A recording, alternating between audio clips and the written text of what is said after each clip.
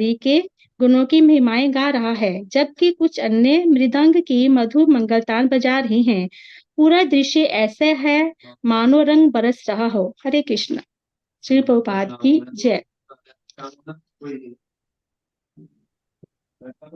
हरे कृष्णा माता जी, thank you so much माता जी। हरे कृष्णा माता जी, मैं बोलूं समर्पण छठ अच्छा, गोस्वामियों का? बोलिए। हरे कृष्णा माता जी। समर्पण वृंदावन के छठ गोस्वामियों के प्रति। नाना शस्त्र विचारने निपुण संस्थापको, लोकनाहितकारिणो त्रिभुवने मान्यो शरणाय करो। राधा कृष्ण पदाबिंद भजन नदेन मतालिको, वंदे रूप सनातनो रघुयुगो श्री गोपाल को। श्री सनातन गोस्वामी, श्री रूप गोस्वामी, श्री रघुनाथ भट्ट स्वामी, श्री रघुनाथ दास स्वामी, श्री जीव गोस्वामी तथा श्री गोपाल भट्ट गोस्वामी, इन छह गोस्वामियों को सादर नमस्कार करता हूँ, जो समस्त मानवों के लाभार्थ सनातन धर्म की स्थापना करने के उद्देश्य से समस्त शास्त्रों का आलोचनात्मक अध्ययन करने में परम निपुण है। इसी तरह वे तीनों लोकों में सद्धरित है और शरण लेने के योग्य है, क्योंकि वह गोपी भाव में निमग्न रहकर राधा कृष्ण की दिव्य प्रेमा भक्ति में लगे रहते हैं। हरे कृष्णा माता जी, धन्यवाद। हरे कृष्ण माता जी, थैंक यू सो मच माता जी। छठ गोस्वामियों की जय, भक्ति सामृत सिंधु की जय, रूप गोस्वामी की जय, शिल प्रभुपाद की जय, आप सभी सुंदर भक्तों की जय।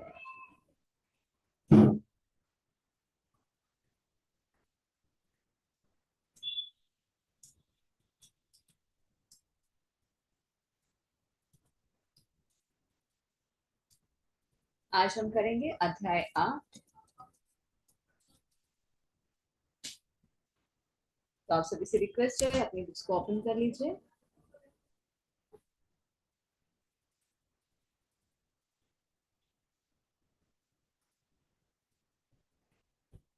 अध्याय 8, वर्जनीय अपराध। पूरक वैदिक साहित्य में भगवान की सेवा से संबंधित निम्नलिखित 32 अपराधों की सूची मिलती है। तो जब भगवान की सेवा हम करते हैं तो उसमें भी कुछ अपराध होते हैं जिन्हें सेवा अपराध कहा जाता है। तो कई बार मन में बहुत कंफ्यूजन होता है, अरे क्या करना चाहिए क्या नहीं करना चाहिए। तो रूप गोस्वामी द्वारा यहाँ पर कुछ संकलन किए गए हैं वैदिक शास्त्रों के अनुसार। जो अपराध बताए गए हैं वो है मोटर कार या पालकी में सवार होकर, जूता पहनकर अजविग्रह के मंदिर में प्रवेश नहीं होना चाहिए, भगवान की प्रसन्नता के लिए जन्माष्टमी रथ यात्रा जैसे उत्सव को मनाने से चूकना नहीं चाहिए। प्रयास करना चाहिए कि हम जन्माष्टमी का उत्सव मनाएं, मंदिर जाएं जन्माष्टमी के दिन। अगर रथ यात्रा का उत्सव है तो उसमें भी हम भाग लें। अजविग्रह के समक्ष नतमस्तक होने में आनाकानी नहीं करनी चाहिए। जब भी हम भगवान को देखें तो हमें नतमस्तक होना चाहिए। भोजन के बाद हाथ और पैर धोए बिना, ये वैष्णव एटिकेट्स हैं। कुछ लोग क्या करते हैं, भोजन करने से पहले हाथ भी नहीं धोते, गलत चीज है ना। ये तो एक नॉर्मल एटिकेट्स है। वैष्णव एटिकेट्स में क्या बताया जाता है, हाथ और पैर धोकर भोजन करना चाहिए। देखिए, अभी हम वैष्णव संप्रदाय को फॉलो कर रहे हैं तो हमें कुछ रूल्स और रेगुलेशंस पता होने चाहिए, है ना। तो ये भी एक तो हमारी हेल्थ के लिए भी अच्छा है, हमें हाथ धोकर खाना चाहिए। भी कोरोना आया तो सब लोग जो नहीं भी हाथ धोते थे वो भी हाथ धोना सीख गए, है ना। ये तो हमारे वैष्णव एटिकेट्स में पहले से बताया गया। चलो ठीक है, कोरोना के माध्यम से जो नहीं कर रहे थे, जिन्हें वैष्णव एटिकेट्स नहीं पता थे, वो भी हाथ धोकर भोजन करना सीख गए। तो देखिए, हम जहां भी जाते हैं ना, लोग, अब हम तिलक धारण करते हैं, कंठी धारण करते हैं, वैष्णव ड्रेस पहनते हैं ना, तो लोग हमें एक अलग नजरिए से देखते हैं, अरे इनमें अलग क्या है, ये क्या करते हैं, है ना। तो एक एटिकेट क्या होता है, जब भी हम भोजन प्रसाद ग्रहण करें तो सबसे पहले हाथ पांव को धोएं। गंदे हाथों से भोजन को ग्रहण नहीं करना चाहिए। हाथ पांव धोकर फिर भगवान को नमस्कार करके, भगवान को याद करके उसके बाद भोजन को ग्रहण करना चाहिए। और उसी तरह से भोजन के बाद अगर हम भोजन खा लेते हैं उसके बाद भी हाथ पैर धोने चाहिए। लोग क्या करते हैं, हाथों को कपड़े से पोंछ लेते हैं, हो गया भाई, खाना खा लिया बस अब हो गया, पहले धो तो लिए थे अब क्या करना है धोकर, अब तो भोजन खा चुके हैं। नहीं, भोजन कर चुके हैं, हाथों को फिर से, देखिए जल जो होता है ना सबसे शुद्ध होता है, तो उससे क्या करना चाहिए, हाथों को धो लेना चाहिए, पैर भी धोना चाहिए। जब भगवान की पूजा करने के लिए हम मंदिर में प्रवेश करते हैं तो बिना हाथ पांव धोए भगवान के मंदिर में प्रवेश नहीं करना चाहिए। इसलिए आपने देखा होगा हम जहाँ भी मंदिर में जाए ना, बाहर टैप्स लगी होती है। तो जो वैष्णव एटिकेट्स को फॉलो करते हैं तो वो क्या करते हैं, पहले हाथ पांव धोते हैं उसके बाद अंदर जाते हैं। क्योंकि हम क्या करते हैं, कई बार जूते उतारते हैं, है ना, कुछ खाया हुआ हमने होता है तो हाथ गंदे हो जाते हैं। तो हमें क्या करना चाहिए, हाथ पांव को धोना चाहिए। दूषित अवस्था में मंदिर में प्रवेश नहीं करना चाहिए। दूषित अवस्था अर्थात वैदिक शास्त्रों के अनुसार यदि परिवार में कोई मर जाता है तो क्या लग जाता है, सूतक लग जाता है ना। तो हम देखते हैं कि अलग अलग परिवारों में अलग अलग तरह से होता है। जैसे ब्राह्मण, क्षत्रिय, वैश्य, शूद्र। ब्राह्मण में कितने दिन का होता है, 12 दिन में। इसके पीछे भी एक साइंस है, वो भी हम डिस्कस करेंगे। क्षत्रिय और वैश्यों के परिवार में कितने दिन का होता है, 25 दिन का। ये 15 दिन और 30 दिन का माता जी। सॉरी 15 दिन, 15 दिन लिखकर माता जी, 15 सॉरी दिन। 15 दिन का होता है। और शूद्रों में 30 दिन का 30 होता दिन है। का। और जो वैष्णव है उनमें कितने दिन का होता है, 4 दिन का। अब ये क्या साइंस है, ब्राह्मण, क्षत्रिय, वैश्य, शूद्र और वैष्णव में ये अलग अलग दिन क्यों होते हैं, इसके पीछे क्या साइंस है, कोई बता सकते हैं अनम्यूट करके? शायद हम पहले भी क्लास में बता चुके हैं। किसी को मालूम है ये इतने ही दिन क्यों बताए जाते हैं? ब्राह्मणों को इतने दिन का करना है, वैष्णव क्षत्रिय को इतने दिन का, शूद्रों को इतने दिन का, वैष्णव जो है वो सिर्फ 4 दिन का करते हैं। नहीं मालूम है किसी को? पहले हम क्लास में डिस्कस कर चुके हैं। ठीक है, फिर से एक बार करते हैं। अगर कोई मर जाता है, ये ज्ञान प्राप्त होना, मर जाता है तो हमें क्या होता है, दुख होता है ना। हम किसके लिए दुख करते हैं कि वो हमें छोड़कर चला गया, क्योंकि हम क्या समझते हैं, ये शरीर के रिश्ते हैं।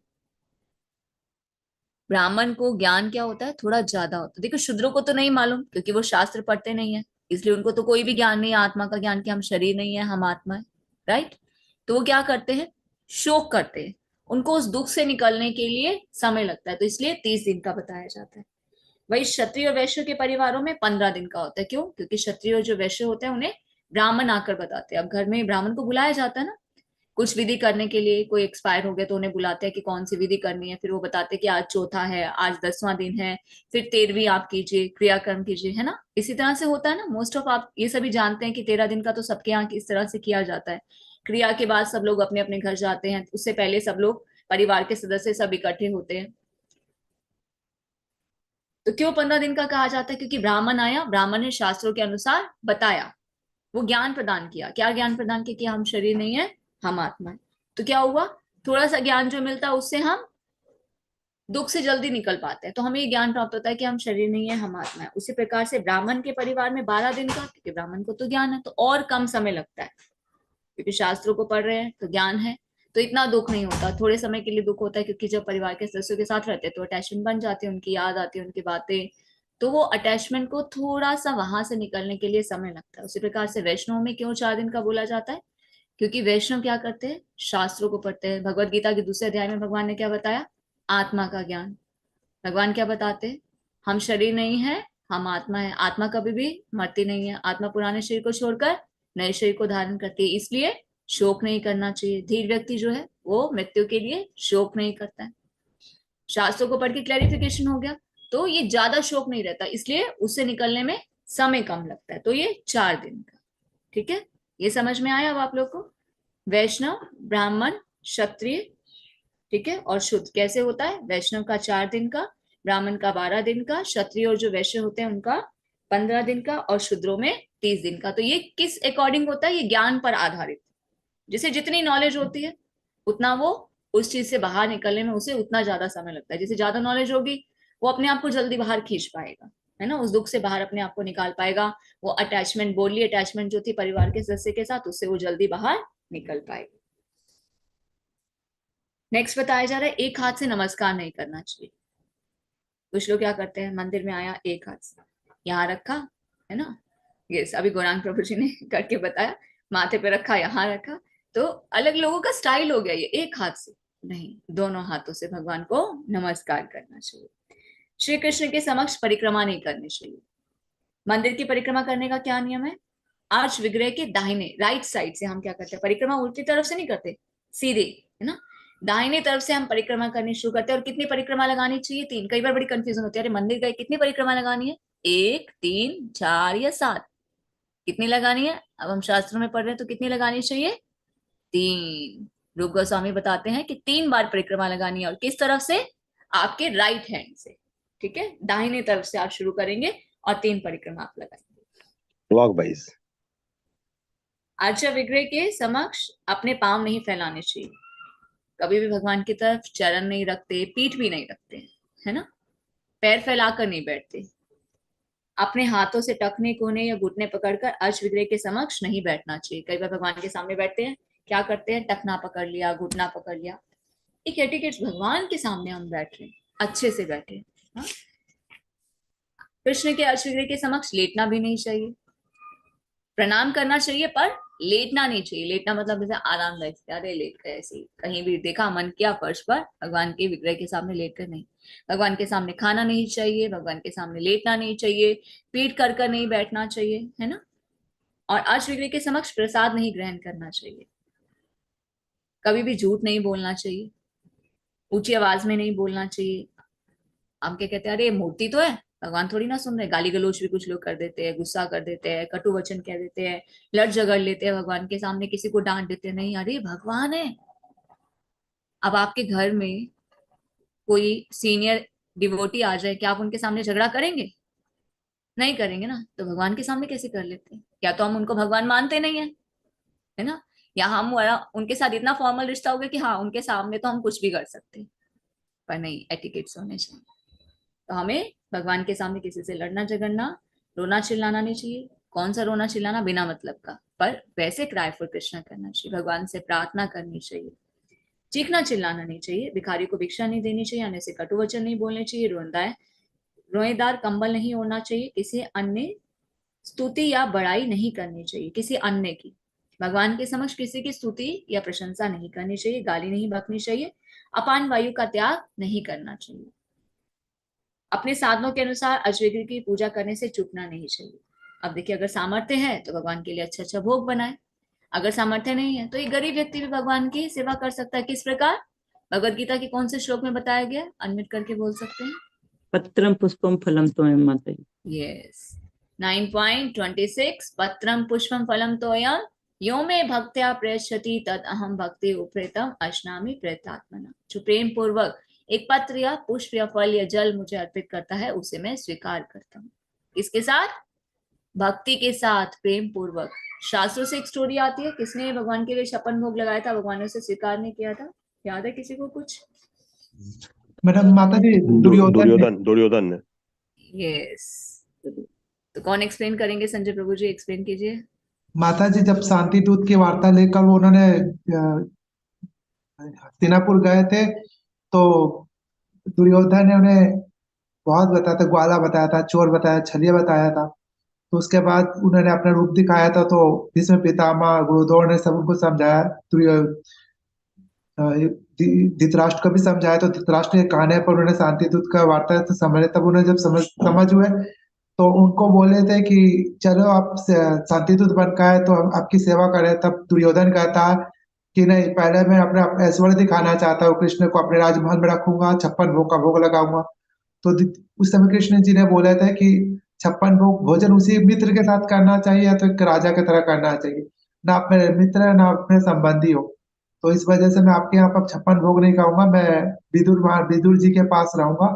और उनसे उनकी प्रेम भक्ति में जाकर उनके विदुरानी के हाथ के केले के छिलके खाए थे। तो विद्रानु ने उन्हें ऑफर किया था, वो घर में तो कुछ उन्हें दिखा नहीं, पता भी नहीं था कि भगवान आ रहे। केले दिखे तो इतने भाव और प्रेम में थी, क्या करती है, केले लेकर आती है, उन्हें छीलती है और इतने भाव में होती है कि केले की बजाय छिलके केले उन्हें ऑफर के करती है। और देखिए भगवान भी क्या करते हैं, उन केले के छिलकों को स्वीकार करते हैं, है ना। तो इस शास्त्रों के माध्यम से हमें ये शिक्षा मिलती है कि भगवान 56 भोग के भूखे नहीं है। भगवान तो हमें सब कुछ दे रहे हैं ना। श्रीमती राधा रानी रोज भगवान के लिए 56 भोग बनाती है, और जो आइटम बना रही है ना, वो आइटम दोबारा रिपीट नहीं होती। हमारे शास्त्रों में ऐसा बताया जाता है, डेली नया 56 भोग, नई नई आइटम्स कब से बना रही है श्रीमती राधा रानी। हमारी क्या सामर्थ्य है ना। तो हमें क्या करना चाहिए? प्रेम पूर्वक भक्ति भाव से भगवान को ऑफर करना चाहिए अपनी सामर्थ्यता के अनुसार। Thank you so much. Thank you Ashok Prabhu ji, thank you Sanjay Prabhu ji. तो कृष्ण को पहले अर्पित किए बिना कोई भी भोज्य पदार्थ नहीं खाना चाहिए। अगर हमारा आहार शुद्ध होगा ना तो हम भक्ति भी जल्दी कर पाएंगे। आर्य आचार्य क्या बताते हैं कि अगर हम भक्ति में स्पीडली भक्ति करना चाहते हैं तो हमें क्या करना चाहिए? सबसे पहले अपने आहार को शुद्ध करना चाहिए। आहार कैसे शुद्ध होगा? जब उसे हम भगवान को ऑफर करके खाएं। हम क्या करते हैं, अभी भी देखा जाता है कुछ डिवोटी जिनकी दीक्षा भी हो चुकी है, बाजार से मिठाई लाए, भगवान को भोग लगाया और खा लिया। अरे हम तो बिना भोग लगाए नहीं खिलाते। पर कौन सी मिठाइयां भगवान को भोग लगा रहे? वो किसने बनाई है? किस चेतना से बनाई है? क्या उसमें प्रेम और भाव है? आप अपने पाप से बचने के लिए कि हम तो भगवान को भोग लगाए बिना नहीं खाते, आप तो मार्केट से लाए और सीधा भगवान के सामने रख दिया। जो चीज हमारे खाने लायक नहीं है, पता नहीं वो किसने बनाई, उसे हम भगवान को कैसे ऑफर कर सकते हैं? अगर ऐसी स्थिति कभी हो ना तो हमें ऐसी वस्तु भगवान को ऑफर नहीं करनी चाहिए। अगर आपको इतना इंद्र तृप्ति की इच्छा है तो आप श्री हरि विष्णु, श्री हरि विष्णु, श्री हरि विष्णु बोल के खा लीजिए, अगर इतनी ज्यादा इंद्र तृप्ति की इच्छा है। अन्यथा भगवान को ऑफर मत कीजिए। ठीक है? तो भगवान को हमें खुद अपने हाथों से भोग लगाना चाहिए। अगर नहीं है मीठा, हम कुछ नहीं बना सकते, ड्राई फ्रूट्स हैं वो भगवान को भोग लगाइए। तो कोशिश यही करनी चाहिए कि ऐसे भोज्य वस्तु जिसमें कोई भी दूषित चेतना ना मिली हो उसे भगवान को ऑफर नहीं करना चाहिए। एक बार भक्ति सामृत महाराज से, जो कि हिज ऑननेस राधानाथ स्वामी महाराज के शिष्य हैं, आप सभी जानते होंगे भक्ति सामृत महाराज को, जानते हैं? सुने कभी भक्ति सामृत स्वामी महाराज का नाम? नहीं? ठीक है, आपको एक शॉर्ट स्टोरी बताते हैं उनकी। वो बता रहे थे कि वो भक्ति जीवन में किस प्रकार आए। वो फॉरेन में रहते थे और उनकी वाइफ जो है, उनका कहीं अफेयर था और उनके 2 बच्चे थे, बड़े बड़े बच्चे थे। उनकी वाइफ का अफेयर था तो वो भी उन्हें समय नहीं देती थी, प्रेम नहीं करती थी, तो वो बहुत ज्यादा परेशान थे। वही बच्चे भी उनके साथ वैसा ही व्यवहार करते थे। तो उन्होंने क्या सोचा, इतना भौतिक जीवन से वो तंग आ गए कि मैं अब जीकर क्या करूंगा। अपने आप को मारने की उन्होंने कोशिश की। किस प्रकार की? एक गाड़ी में अपने आप को बंद कर लिया और जो गैस थी वहां की ऑन कर दी गाड़ी की, कि धीरे धीरे जो है मैं ये गैस मेरे अंदर जाएगी और मैं इस शरीर को छोड़ दूंगा। और फॉरेन कंट्रीज में हम देखते हैं ना कि प्रचार जो है बहुत जोरों शोरों पर हो रहा है प्रभुपाद की कृपा से। तो एक भक्त आते हैं, गाड़ी खड़ी है, तो भक्तों का कार्य क्या है कि बुक डिस्ट्रीब्यूशन करें, तभी हम प्रभुपाद को प्रसन्न कर सकते हैं। तो भक्त के हाथ में भगवत गीता, उस गाड़ी की डोर को नॉक करते हैं। पहले तो महाराज जो है वो ओपन नहीं करते डोर, क्योंकि बहुत ही क्रिटिकल उनकी सिचुएशन होती है, उनको कुछ समझ नहीं आता, उनको सिर्फ ये है कि बस अब मैं मर जाऊं। पर जब बार बार वो नॉक करते हैं, प्रार्थना करते हैं, तो उसके बाद भक्ति सामृत महाराज थोड़ा सा जो विंडो है वो नीचे करते हैं और वो प्रभु जी ने बोलते हैं कि आप ये भगवत गीता पढ़िए और ये भगवत गीता में हमारे जीवन की सभी प्रॉब्लम्स का सॉल्यूशन है और उन्हें प्रदान कर देते हैं। अब बोलते ठीक है, मरना तो है ही, ये क्यों ना पढ़ ली जाए। जैसे उस बुक को ओपन करते हैं, देखिए प्रभुपाद की इतनी कृपा, प्रभुपाद के शब्दों में इतनी शक्ति है कि प्रभुपाद की कृपा से जैसे ही वो उस किताब को खोलते हैं, पढ़ने लगते हैं, दूसरे चैप्टर पे वो आते हैं, तो उन्हें जीवन का अर्थ समझ में आता है कि मैं तो शरीर हूं ही नहीं, मैं तो आत्मा हूँ।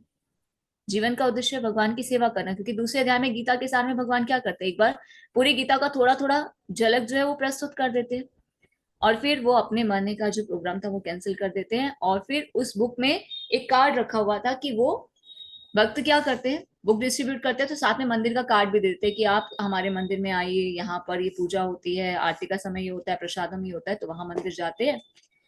जब जीवन से हार ही चुके थे तो फिर मंदिर को ज्वाइन कर लेते हैं। और फिर उनकी भेंट होती है हिज ऑननेस राधानाथ स्वामी महाराज से। राधानाथ स्वामी महाराज के साथ बहुत समय वो रहते हैं और फिर बॉम्बे वो आ जाते हैं। राधानाथ स्वामी महाराज उन्हें बॉम्बे चौपाटी टेम्पल, जुहू टेम्पल में उन्हें सेवाएं प्रदान करते हैं और वहां पर पुजारी की सेवा उन्हें मिलती है। फिर वो प्रेसिडेंट भी बना दिए जाते हैं, उच्च श्रेणी के भक्तों के साथ रहते हैं और फिर हिज ऑननेस राधानाथ स्वामी महाराज की कृपा से उन्हें वो संन्यास दीक्षा प्रदान करते हैं। और भक्ति सामृत महाराज बेलगांव में बहुत ज्यादा फेमस है।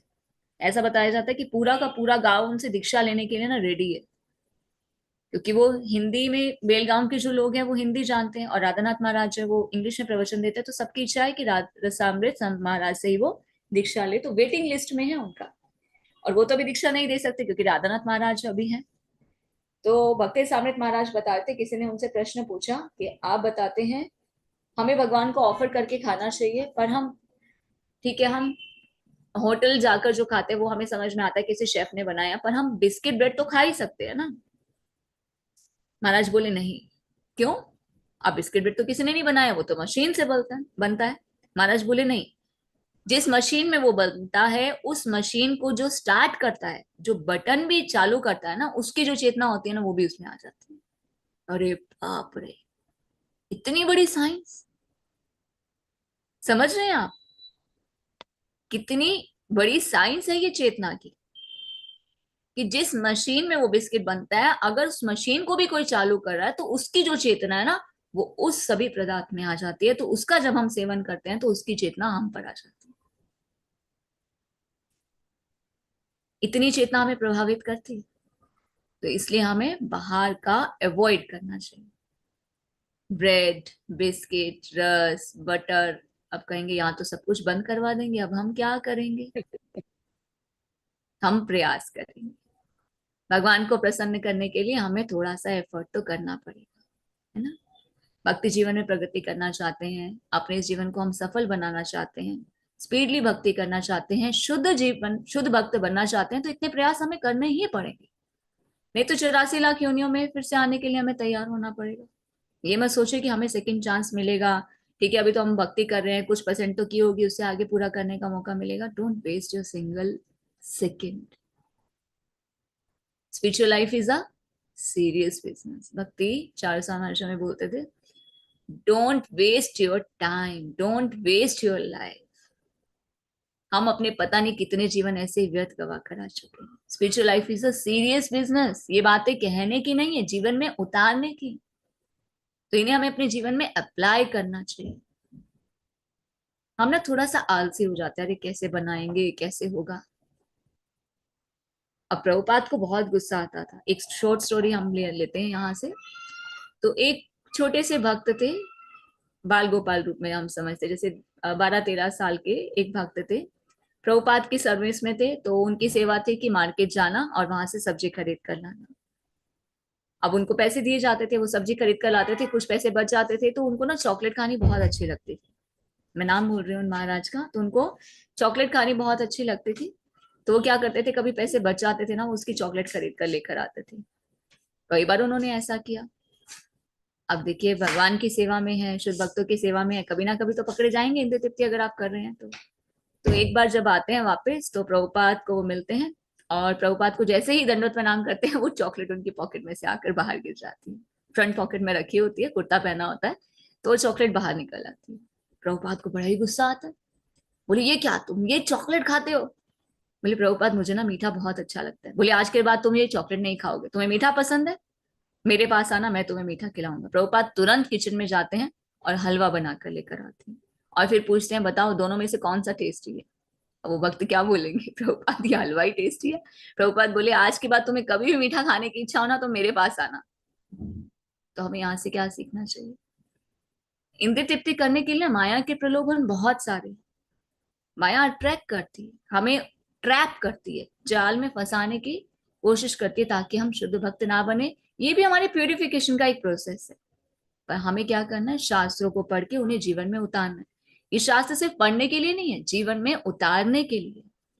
हमें सिर्फ पढ़ना नहीं है, मनन करना है इन पर, और फिर इसे उतारना भी। गाय क्या करती है, गाय चारा खाती है ना, तो काफी देर तक उसे मुंह में रखती है।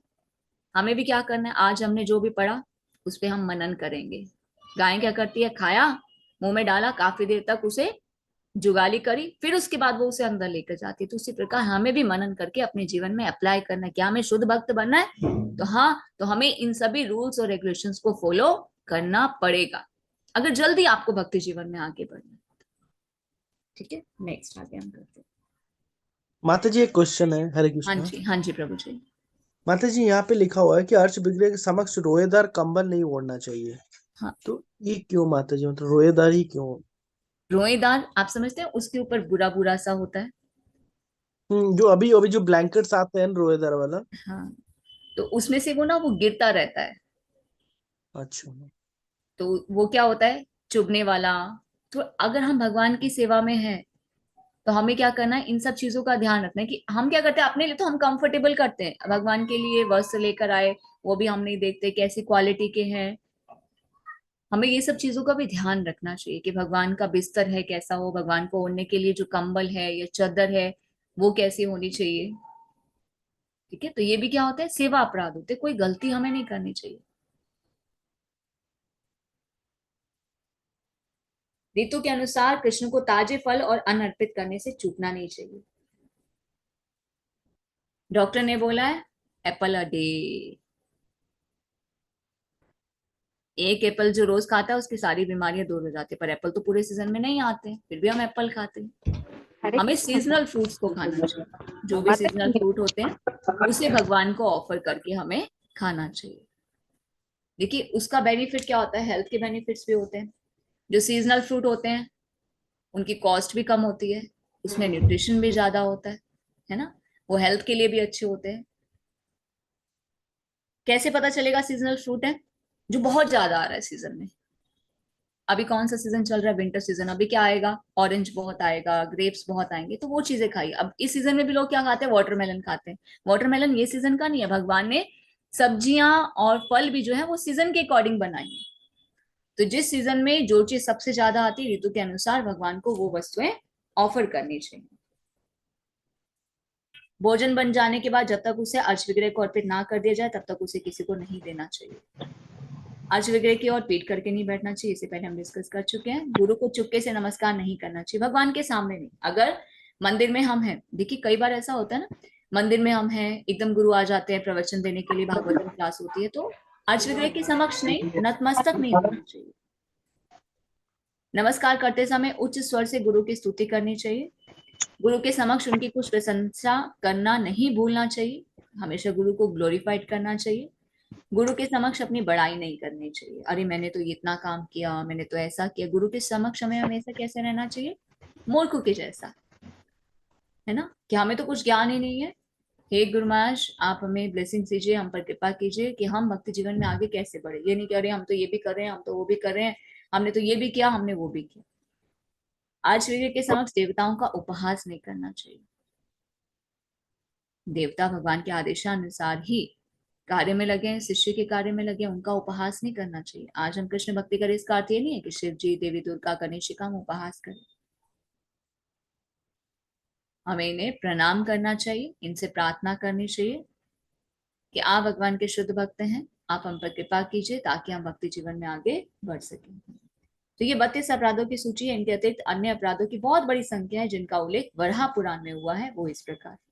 तो पुराणों में से यहाँ पर संकलन करके रूप गोस्वामी ने दिया कि अंधेरे कमरे में अर्च विग्रह को नहीं छूना चाहिए, अर्च विग्रह के पूजन के विधि विधानों का कड़ाई से पालन करना चाहिए, कुछ ना कुछ ध्वनि किए बिना देव मंदिर में प्रवेश नहीं करना चाहिए, कुत्ते या निम्न पशुओं द्वारा देखा गया भोज्य पदार्थ अर्च विग्रह पर नहीं चढ़ाना चाहिए।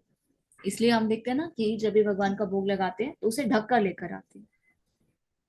पूजा करते समय मौन भंग नहीं करना चाहिए, पूजा में व्यस्त रहते समय नेचर कॉल्स के लिए नहीं जाना चाहिए, अगर जाते हैं तो फिर स्नान करके आना चाहिए। कुछ फूल चढ़ाए बिना धूपदान नहीं करना चाहिए, सुगंध रहित व्यर्थ फूलों को अर्पित नहीं करना चाहिए। भगवान को ना उन फूलों को अर्पित करना चाहिए जिसमें बहुत सुंदर सुंदर स्मेल्स हो। प्रतिदिन दांतों को सावधानी से साफ करना नहीं भूलना चाहिए, मैथुन के बाद सीधे मंदिर में प्रवेश नहीं करना चाहिए, स्नान करना चाहिए। स्त्री को रजो दर्शन काल में स्पर्श नहीं करना चाहिए, जैसे माता जी के डेज होते हैं 3 डेज, तो स्पेशली बोला जाता है कि अर्च विग्रह को आप टच ना करें, मंदिर में नहीं जाना चाहिए। शव को छूकर मंदिर में प्रवेश नहीं करना चाहिए, इसलिए हम देखते हैं कि जो लोग शव यात्रा में शामिल होते हैं उसके बाद क्या करते हैं, घर आकर पहले स्नान करते हैं। लाल नीले बिना धुले वस्त्र पहनकर मंदिर में प्रवेश नहीं करना चाहिए। शव देखने के पश्चात मंदिर में नहीं घुसना चाहिए, पहले स्नान करके फिर बाद में मंदिर जा सकते हैं। मंदिर के भीतर अपान वायु का त्याग नहीं करना चाहिए, मंदिर के भीतर क्रोध नहीं होना चाहिए, शमशान जाने के बाद मंदिर में प्रवेश नहीं करना चाहिए। अर्च विग्रह के समक्ष जकार नहीं लेनी चाहिए, अतएव जब तक भोजन पूरी तरह से पच न जाए तब तक मंदिर में प्रवेश नहीं करनी चाहिए। ये जो है ना, ये वराह पुराण में दिए गए हैं, पर जो इंपॉर्टेंट थे ना वो 32 पहले रूप गोस्वामी बता चुके हैं। गांजा नहीं पीनी चाहिए, नशीली वस्तु को ग्रहण नहीं करना चाहिए, शरीर में तेल लगाने के बाद अर्च विग्रह के कक्ष में प्रवेश नहीं करना चाहिए, अर्श विग्रह के शरीर का स्पर्श नहीं करना चाहिए। तो इसका मतलब ये नहीं कि आप आज से ये जो बाद के 32 के बाद जो दिए गए हैं इनको आप फॉलो करना शुरू करें। हमें पहले वाले जो 32 है ना उनको फॉलो करना है। किसी विरोधी शास्त्र का सूत्रपात नहीं करना चाहिए। भगवान की श्रेष्ठता बताने वाले शास्त्र के प्रति अनादर नहीं करना चाहिए। अर्श विग्रह के समक्ष पान नहीं खाना चाहिए। गंदे पात्र में रखे फूल को नहीं चढ़ाना चाहिए। बिना आसन के फर्श पर बैठकर भगवान की पूजा नहीं करनी चाहिए, अपितु आसन और गलीचे पर बैठना चाहिए। जब हम आरती करते हैं, जपा करते हैं, तो हमें एक आसन लेना चाहिए। उसके पीछे भी एक साइंस बताई जाती है कि जो भी हमारी स्पिरिचुअलिटी होती है, जो भी पॉजिटिविटी होती है, वो ना वेस्ट हो जाती है। तो इसलिए हमें क्या करना चाहिए, उसको अपने अंदर एब्सॉर्ब करने के लिए नीचे किसी कपड़े को बिछाना चाहिए। पूरी तरह स्नान किए बिना अर्श विग्रह का स्पर्श नहीं करना चाहिए। अपने मस्तक पर 3 लेखाओं का तिलक नहीं लगाना चाहिए। हाथ पांव धोए बिना मंदिर में प्रवेश नहीं करना चाहिए। अन्य नियम इस प्रकार हैं। अवैष्णव द्वारा पकाया गया भोजन नहीं अर्पित करना चाहिए। देखिए, अभी हम पहले डिस्कस कर रहे थे कि अभक्तों के द्वारा बनाया गया जो भोजन है उसे अर्पित नहीं करना चाहिए। इसका मतलब बाहर का कोई भी वस्तु लाकर उसे भगवान को भोग ना लगाए। अभक्तों के समक्ष अर्श विग्रह की पूजा नहीं करनी चाहिए। जब कोई अभक्त दिखाई पड़ रहा हो तो भगवान की पूजा में व्यस्त नहीं होना चाहिए। पहले गणपति देव की पूजा करनी चाहिए, क्योंकि वे भक्ति के मार्ग में सारे अवरोधों को दूर भगाने वाले हैं। और ब्रह्म संहिता में क्या बताया गया है कि गणपति जो है वो भगवान नरसिंह देव के चरण कमलों की पूजा करते हैं। यदपाद पल्लव, सुना आप लोगों ने श्लोक यदपाद पल्लव, कि गणपति जी कहाँ से, गणपति जी क्या करते हैं, इस संसार के सारे विघ्नों को हरते हैं। तो उन्हें शक्ति कहाँ से मिलती है, भगवान के थंब से वो शक्ति को प्राप्त करते हैं। तो इस तरह वे भगवान के जो पैर का अंगूठा होता है उससे वो शक्ति को प्राप्त करते हैं, ताकि वो पूरे संसार की जो विपत्ति हैं उनका हरण कर सके। इसलिए सारे भक्तों को गणपति की पूजा करनी चाहिए। नाखूनों और उंगलियों से स्पर्श किए हुए जल से अर्श विग्रह को स्नान नहीं कराना चाहिए। जब भक्त को पसीना आ रहा हो तो उसे अर्श विग्रह की पूजा नहीं करनी चाहिए। इस तरह से अन्य निषेध है। उदाहरणार्थ, ना तो अर्श विग्रह पर चढ़ाए गए फूलों के ऊपर से कूदे, ना पांव रखे, ना ही ईश्वर के नाम से कोई प्रतिज्ञा करे। ये विविध प्रकार के अपराध भक्ति साधना के विषय में, और मनुष्य को चाहिए कि इनसे बचने के लिए सचेत रहे। तो जो लोग ब्राह्मण दीक्षा लेना चाहते हैं तो आगे उसके रूल्स और रेगुलेशंस भी बहुत होते हैं, तो सोच समझकर हमें उस मार्ग में आगे बढ़ना चाहिए। तो पद्म पुराण में कहा गया कि ऐसा व्यक्ति जिसका जीवन पूर्णतः पापमय है भगवान द्वारा पूर्णतः रक्षित हो जाएगा, यदि वह केवल उनकी शरण ग्रहण कर ले। अतः वह स्वयं सिद्ध है। जो भी भगवान की शरण में जाता है वह सारे पाप कर्मों से मुक्त हो जाता है। यदि वह भगवान के यहाँ अपराधी भी होता है तो भगवान के पवित्र नाम का जप करके हरे कृष्णा कृष्ण कृष्ण हरे हरे, हरे राम राम राम हरे हरे का कीर्तन करने से उसका उद्धार हो जाता है। तो देखिए, हो सकता है अर्श विग्रह की सेवा में हमसे कुछ अपराध हो रहा, पर जब हम नाम जप करते हैं तो हमारे जितने भी अपराध हैं वो सब नष्ट हो जाते हैं। पवित्र नाम के जप के विरुद्ध अपराध। देखिए, नाम किसके समान है, भाव के समान। तो नाम जप में भी हम अपराध करते हैं, तो उन अपराधों से हमें बचना चाहिए। तो 10 नाम अपराध हम पढ़ते हैं ना, सुबह जब हम मंगल आरती करते हैं उसके बाद हम 10 नाम अपराधों को पढ़कर और फिर जपमाला को शुरू करते हैं। तो 10 नाम अपराध कौन से हैं, जो पढ़ना चाहते हैं मिस कर सकते हैं। सुशीला माता जी करें। जी, दंडवत प्रणाम। दंडवत। पवित्र नाम जप के विरुद्ध 10 अपराध इस प्रकार हैं। जिन भक्तों ने भगवान नाम के प्रचार हेतु अपने जीवन अर्पित कर दिए हैं उनकी निंदा करना। शिव या ब्रह्मा जी से देवताओं के नामों को भगवान विष्णु के नाम के तुल्य या उससे स्वतंत्र मानना। कभी कभी नास्तिक लोग यह मानते हैं कि कोई भी देवता भगवान विष्णु के समान है, किंतु जो भक्त है वह भली भांति जानता है कि कोई भी देवता चाहे कितना भी बड़ा क्यों न हो, भगवान के बराबर या उनसे स्वतंत्र नहीं हो सकता। अतएव यदि कोई यह सोचता है कि काली काली या दुर्गा दुर्गा का नाम जब हरे कृष्ण के तुल्य है तो यह सबसे बड़ा अपराध होगा। गुरु की आज्ञा का उल्लंघन करना, वैदिक साहित्य या प्रमाणों की निंदा करना, हरे कृष्ण कीर्तन की महिमा को काल्पनिक मानना, भगवान नाम पर मनमानी व्याख्या करना, भगवान नाम के बल पर पाप कृत्य करना। मनुष्य को यह नहीं मान लेना चाहिए कि चूंकि भगवान नाम से सारे पाप फल दूर हो जाते हैं, अतएव वह पाप कर्म करता चले और तत्पश्चात हरे कृष्ण का जप करके अपने पाप कम कर ले। ऐसी घातक प्रवृत्ति अत्यंत अपराधपूर्ण है और इससे बचना चाहिए। हरे कृष्ण कीर्तन को वेदों में वर्णित शुभ अनुष्ठानों में से एक कर्म कांड मानना, श्रद्धा रहित व्यक्ति को पवित्र नाम की महिमा का उपदेश देना, भगवान नाम कीर्तन की कोई भी व्यक्ति भाग ले सकता है, किंतु प्रारंभ में भगवान की दिव्य शक्ति का उपदेश नहीं दिया जाना चाहिए। जो लोग पापी हैं वे भगवान की दिव्य महिमाओं का मूल्य नहीं समझ सकते, अतएव उन्हें इस विषय में उपदेश न देना चाहिए, नहीं देना श्रेयस्कर होगा। 10वां, इस विषय में अनेक उपदेशों को समझ लेने के बाद भी पवित्र नाम कीर्तन की पूर्ण श्रद्धा न रखकर भौतिक आसक्ति बनाए रखना।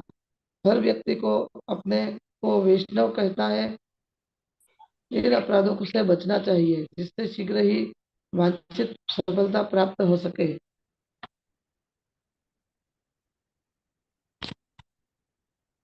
हरे कृष्णा। माता जी 9वां अध्याय पढ़ो। एक बार माता जी इसको करते हैं। थैंक यू सो मच माता जी। तो ये 10 नाम अपराधों को हमें याद करना चाहिए। जब दीक्षा होती है, हरि नाम दीक्षा, तभी पूछे जाते हैं ना 10 नाम अपराध, तो ये याद होने चाहिए ताकि हम जीवन में गलती ना कर सके। जिन्हें याद नहीं है, आप सभी से रिक्वेस्ट है, इन 10 नाम अपराधों को आप याद करें। भगवान नाम के प्रचार में अपना जीवन जिन्होंने समर्पित कर दिया, उनकी निंदा नहीं करनी चाहिए। उससे क्या होता है, हमारे जितने पुण्य कर्म होते हैं ना, वो सब नष्ट हो जाते हैं। शिव ब्रह्मा आदि देवताओं को भगवान के ना तो समान समझना चाहिए, ना उनसे उच्च समझना चाहिए। अगर कोई ये सोचता है काली काली दुर्गा दुर्गा का जाप हरे कृष्ण का तुल्य है, तो ये भी सबसे बड़ा अपराध है। गुरु की आज्ञा का उल्लंघन नहीं करना चाहिए। वैदिक साहित्य प्रमाणों की निंदा नहीं करनी चाहिए। हरे कृष्ण महामंत्र की महिमा को काल्पनिक नहीं मानना चाहिए। भगवान नाम पर मनमानी व्याख्या नहीं करनी चाहिए। भगवान नाम के बल पर पाप नहीं करना चाहिए। हम क्या सोचते हैं, अब तो हम भक्ति करने लग गए, हमारे सारे पाप जो है खत्म हो गए, अब तो हम किसी को कुछ भी कह सकते हैं, किसी के साथ कुछ भी कर सकते हैं। नहीं, बल्कि अब क्या होगा, अब आप जानते हैं रूल्स और रेगुलेशंस को, अब आप उसको तोड़ेंगे ना, तो क्या होगा, जानबूझकर रूल्स और रेगुलेशंस को जो तोड़ता है उसे अधिक दंड मिलता है। तो भक्ति जीवन में आने के बाद हमें पता है हमें पाप कृत्य नहीं करने हैं। अगर हम जानबूझकर पाप कृत्य करते हैं ये सोचकर कि हम तो भक्ति कर रहे हैं, हम तो जो कुछ मर्जी कर लेंगे, हमें तो कोई दंड नहीं मिलेगा, नहीं, दंड मिलेगा और बहुत जल्दी मिलेगा। ये भी भगवान की कृपा होती है। भगवान अपने भक्तों को दंड देकर उनके जितने भी पाप कर्म है वहीं पर खत्म कर देते हैं। नहीं तो क्या होता है, दंड जितनी देर से मिलेगा और प्लस होके मिलता है। हरे कृष्ण कीर्तन को वेदों में वर्णित शुभ अनुष्ठानों में से एक कर्मकांड मानना चाहिए। अगर हम हरे कृष्ण महामंत्र का जप करें, हम सब कुछ करें, क्योंकि ये क्या है, संकीर्तन यज्ञ। कलयुग का यज्ञ क्या है, संकीर्तन यज्ञ। हरिर नाम हरिर नाम हरिर नाम एव केवलम कलौ नास्तेव नास्तेव नास्तेव गतिरन्यति। श्रद्धा रहित व्यक्ति को पवित्र नाम की महिमा का उपदेश नहीं देना चाहिए। भगवान नाम कीर्तन में कोई भी व्यक्ति भाग ले सकता है, किंतु प्रारंभ में भगवान की दिव्य शक्ति का उपदेश नहीं दिया जाना चाहिए। हम क्या करते हैं, एकदम सारी फिलॉसफी एक ही बार डाल दी। नहीं, अगर नए भक्तों को जोड़ना है तो ऐसा नहीं कि हम डायरेक्ट फिलॉसफी वहां पर देनी शुरू कर देंगे। नहीं, गुरु महाराज हमेशा हमें बताते थे लव एंड केयर। तो गुरु महाराज अपना एक इंसिडेंट बताते थे कि मायापुर ज्वाइन करने से पहले गुरु महाराज कैलकाटा के थे, तो वहां कैलकाटा टेम्पल उनके घर के पास था। गए थे अपने एक फ्रेंड के कहने पर, उनके फ्रेंड जो थे वो ऑलरेडी भक्ति जीवन में थे, उनके कहने पर वो कैलकाटा टेम्पल जाते थे। पर वहां पर ना भक्तों ने उनके साथ ना अच्छा व्यवहार नहीं किया। व्यवहार मतलब उनको अच्छे से पूछा नहीं, उन्हें अच्छे से ग्रीट नहीं किया। तो गुरु महाराज ना इतने अटैच नहीं हो पाए, और फिर उसके बाद वो फिर से अपने भौतिक जीवन में लगे रहे।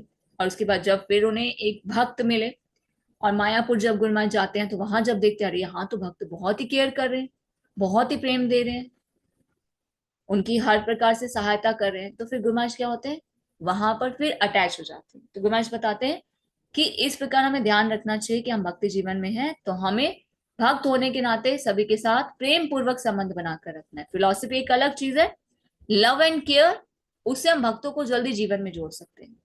तो हमें अपने आचरण से लोगों को क्या करना चाहिए, अट्रैक्ट करना चाहिए। अगर मान लीजिए किसी के जीवन में कोई समस्या है, आप उसे सुने, उनकी थोड़ी हेल्प करें, उनसे एक नॉर्मल बातचीत करें, धीरे धीरे उनको अपने घर पर इनवाइट करें, प्रसाद उन्हें खिलाएं, मंदिर आप उन्हें लेकर जाए, उनका ध्यान रखें। तो जब हम उनका लव एंड केयर करते हैं तो फिर वो आपके साथ अटैच हो जाते हैं, फिर आप जो उन्हें बोलेंगे ना फिर वो सुनने लगेंगे। डायरेक्ट फिलोसफी नहीं जाननी चाहिए, है ना। तो कुछ ट्रिक्स हम देख सकते हैं ना, किसी के साथ हम बात करें तो हमें उसका मूड समझ में आता है कि वो कैसा है, किस तरह से हम उसे भक्ति जीवन में ला सकते हैं। कुछ लोग होते हैं तुरंत आ जाते हैं, कुछ लोगों को 1 साल भी लग जाता है। तो देख कर हमें इस प्रकार भक्ति जीवन में प्रचार करने का प्रयास करना चाहिए। जो लोग पापी हैं, भगवान की दिव्य महिमा को मूल्य ही नहीं समझते, उन्हें उपदेश नहीं देना चाहिए, टाइम वेस्ट नहीं करना चाहिए। प्रयास करें, जब दिख रहा है यहाँ तो टाइम वेस्ट हो रहा है, छोड़ दीजिए वहां पर। और जो भक्त हैं उनके साथ हम प्रयास कर सकते हैं, और जो नए लोग हैं उनको भक्ति जीवन में लाने का हम प्रयास कर सकते हैं। इस विषय में अनेक उद्देश्यों को समझ लेने के बाद भी पवित्र नाम कीर्तन में पूर्ण श्रद्धा ना कर रखकर भौतिक आसक्ति बनाए रखना। अब हमें भक्ति जीवन समझ में आ रहा है, फिर भी हमारी भौतिक जीवन में आसक्ति, ये भी एक अपराध है। सारी नॉलेज होने के बाद भी हम क्या चाहते हैं, थोड़ी थोड़ी भक्ति, थोड़ी थोड़ी मस्ती, थोड़ी थोड़ी इंद्रिय तृप्ति। नहीं, ऐसे नहीं चलेगा। दो नाव में पार हम रखेंगे तो क्या होंगे, हम डूबेंगे। हर व्यक्ति को जो अपने आप को वैष्णव कहता है इन अपराधों से बचना चाहिए, जिससे शीघ्र ही वांछित सफलता प्राप्त हो सके। तो 10 नामों की जो सूची है, नाम अपराध की सूची, ये एक बार हम ग्रुप में भेज देंगे। आप सभी से रिक्वेस्ट है इसे अच्छे से लर्न करें। हरे कृष्ण। नेक्स्ट हम करेंगे अध्याय 9, भक्ति के सिद्धांतों पर आगे विचार। हरे कृष्ण। शकुंतला माता जी। हरे कृष्णा माता जी, दंडवत प्रणाम। दंडवत प्रणाम माता जी। भक्ति के सिद्धांतों पर आगे विचार। निंदा। भगवान या उनके भक्तों की निंदा सहन नहीं की जानी चाहिए। इस प्रसंग में श्रीमद् भागवत में 10.74.40 में सुखदेव गोस्वामी परीक्षित महाराज से कहते हैं, हे राजन, यदि कोई व्यक्ति भगवान तथा उनके भक्तों के विरुद्ध निंदा परक विज्ञापन सुनकर उस स्थान को त्याग कर चला नहीं जाता तो उसके सारे पुण्य कर्मों के प्रभाव रहते हैं। चैतन्य महाप्रभु के शिक्षाष्टक श्लोकों में से एक में कहा गया है, भक्त को वृक्ष से भी अधिक सहिष्णु तथा तृण से भी अधिक विनीत होना चाहिए। उसे अन्यों का पूरा सम्मान करना चाहिए, किंतु अपने लिए कोई सम्मान स्वीकार नहीं करना चाहिए। इतना विनीत तथा उदार भक्त होते हुए भी जब चैतन्य महाप्रभु को श्री नित्यानंद के शरीर पर लगे घावों की सूचना दी गई तो वे तुरंत उस स्थान तक दौड़ गए और उन्होंने जगाई तथा मधाई नामक अपराधियों को मार डालना चाहा। चैतन्य महाप्रभु का यह आचरण अत्यंत महत्वपूर्ण है। यह दिखलाता है कि वैष्णव अत्यंत सहिष्णु तथा विनीत हो सकता है और अपने आत्मसम्मान के लिए सर्वस्व त्याग सकता है, किंतु जब कृष्ण या उनके भक्त की प्रतिष्ठा का प्रश्न आता है तो वह किसी प्रकार का अपमान सहन नहीं करेगा। ऐसे अपमानों से निपटने के 3 तरीके हैं। यदि कोई शब्दों द्वारा यानी वाणी से निंदा करते सुना जाता है तो भक्त को इतना पटु होना चाहिए कि तर्क द्वारा विपक्षी को हरा दे। यदि वह विपक्षी को हरा नहीं सकता तो उसे चाहिए कि वह विनीत होकर केवल खड़ा न रहे अपितु अपना जीवन त्याग दे। यदि वह इन दोनों विधियों को काम में नहीं ला सकता तो उसे चाहिए कि वह तीसरा तरीका अपनाए और उस स्थान को त्याग कर वहां से चला जाए। यदि वह उपर्युक्त तीनों विधियों में से कोई विधि नहीं अपनाता तो वह भक्ति के पद से नीचे गिर जाता है। तिलक तथा तुलसी कंठी। पद्म पुराण में वर्णन है कि वैष्णव अपने शरीर को किस प्रकार तिलक तथा कंठी से अलंकृत करे। जो व्यक्ति अपने गले में तुलसी की कंठी धारण करते हैं, जो अपने शरीर में विष्णु के चिन्हों को विष्णु मंदिर मानकर 12 स्थानों पर अंकित करते हैं, शंख चक्र गदा तथा पद्म जो 4 प्रतीक विष्णु अपने 4 हाथों में धारण करते हैं और जो अपने मस्तक पर विष्णु तिलक धारण करते हैं, उन्हें इस जगत में विष्णु भक्त मानना चाहिए।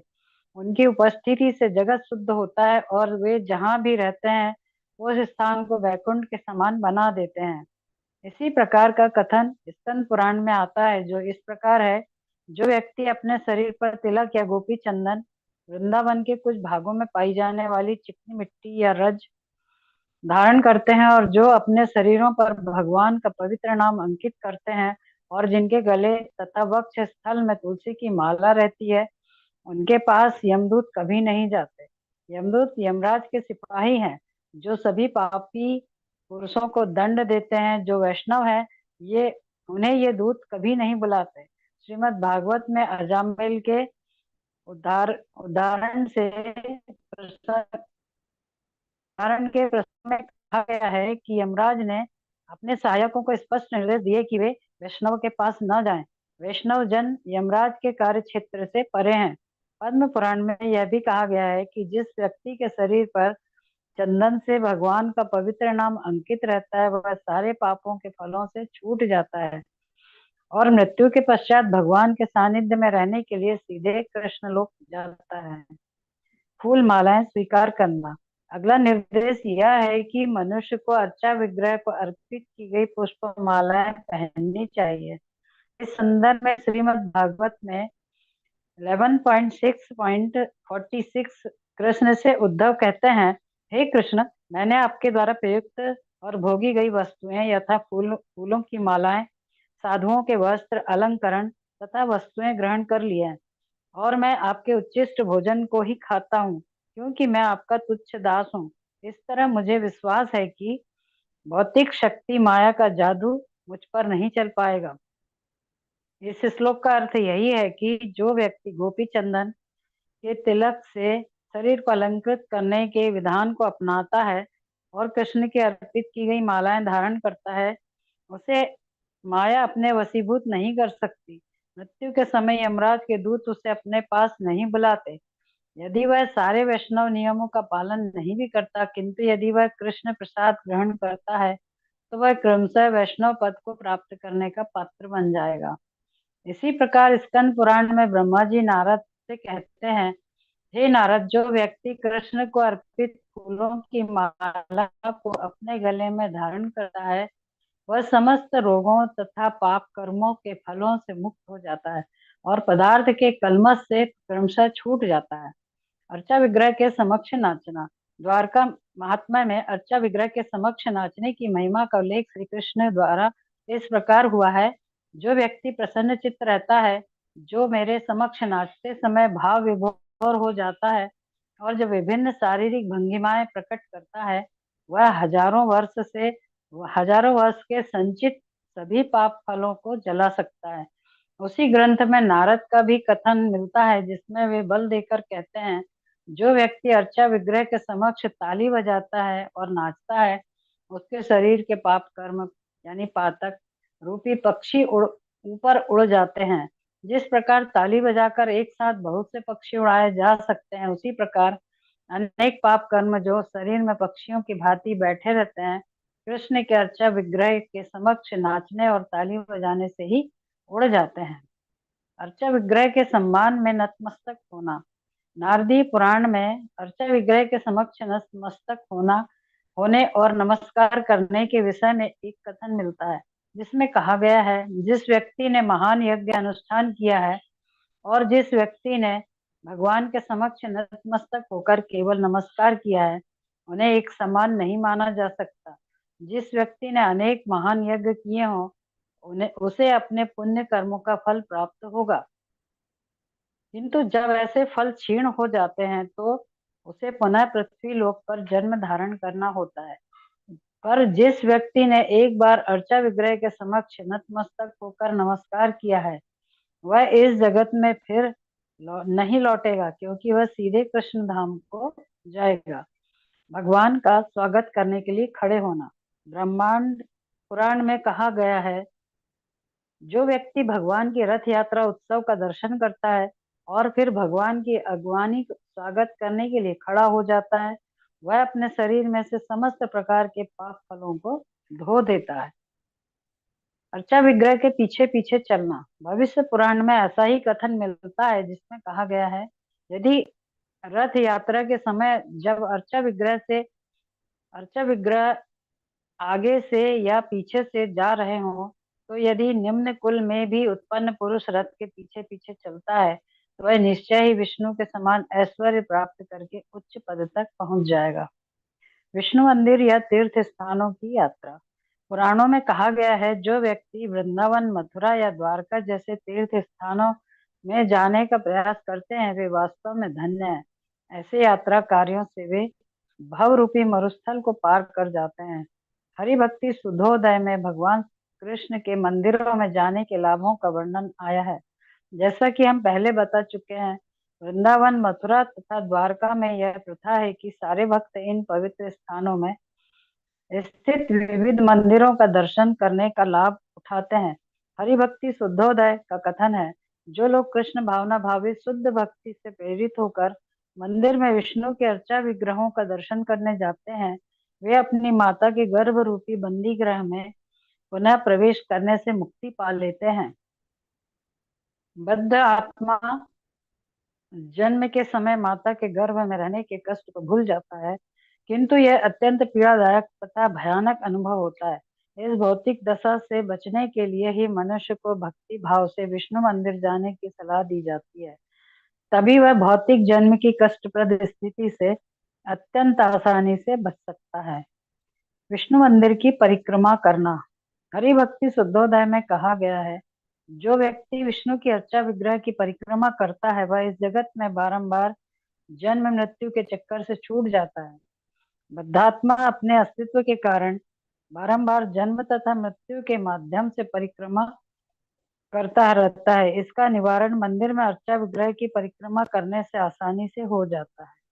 भारत में वर्षा ऋतु के 4 महीनों जुलाई, अगस्त, सितंबर तथा अक्टूबर मासों में चातुर्मास्य का उत्सव मनाया जाता है, जिसका शुभारंभ श्रावण मास से होता है। इन 4 महीनों में एक स्थान से दूसरे स्थान की यात्रा करके कृष्ण भावनामृत का प्रचार प्रसार करने वाले साधु पुरुष सामान्यतः किसी एक स्थान पर विशेषतया किसी तीर्थ स्थान में जाकर टिक जाते हैं।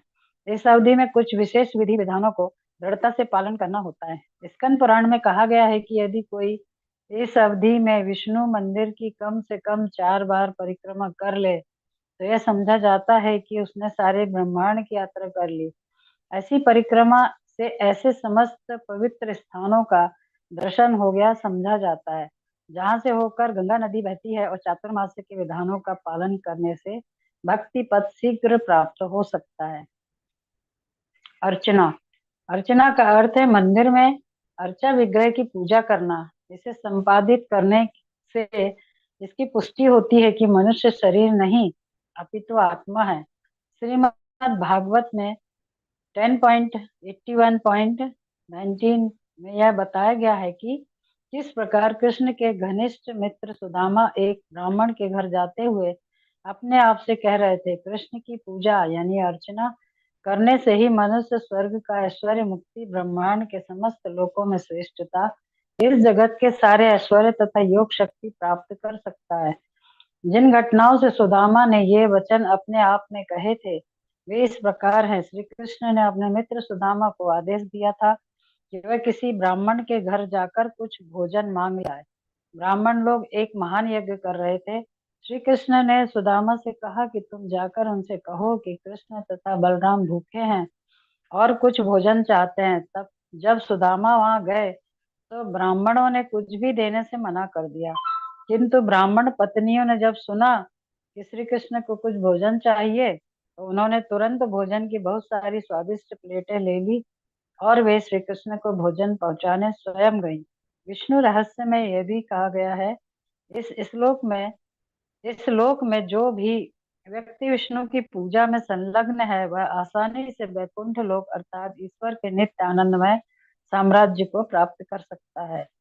भगवान की सेवा करना। विष्णु रहस्य में कहा गया है, जो व्यक्ति भगवान की सेवा का वैसा ही प्रबंध करता है जैसा कि राजा के लिए उसके सेवक करते हैं, तो वह मृत्यु के बाद निश्चित रूप से कृष्ण के धाम को जाता है। वस्तुतः भारत के मंदिर शाही महलों, राजभवनों की तरह लगते हैं।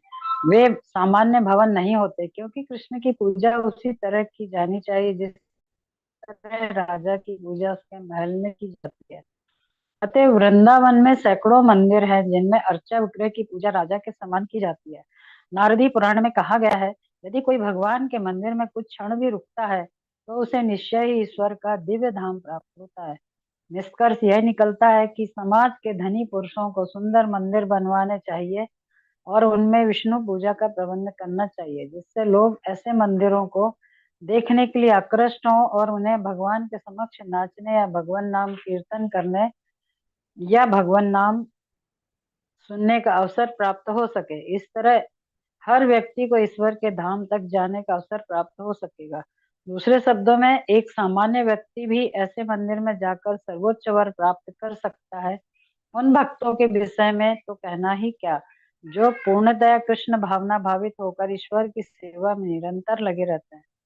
इस संबंध में श्रीमद् भागवत में 4.21.31 राजा पृथु का अपनी प्रजा से एक कथन आता है। हे नागरिकों, ध्यान रहे कि भगवान हरि ही समस्त पतित बद्धात्माओं के वास्तविक मोक्षदाता हैं।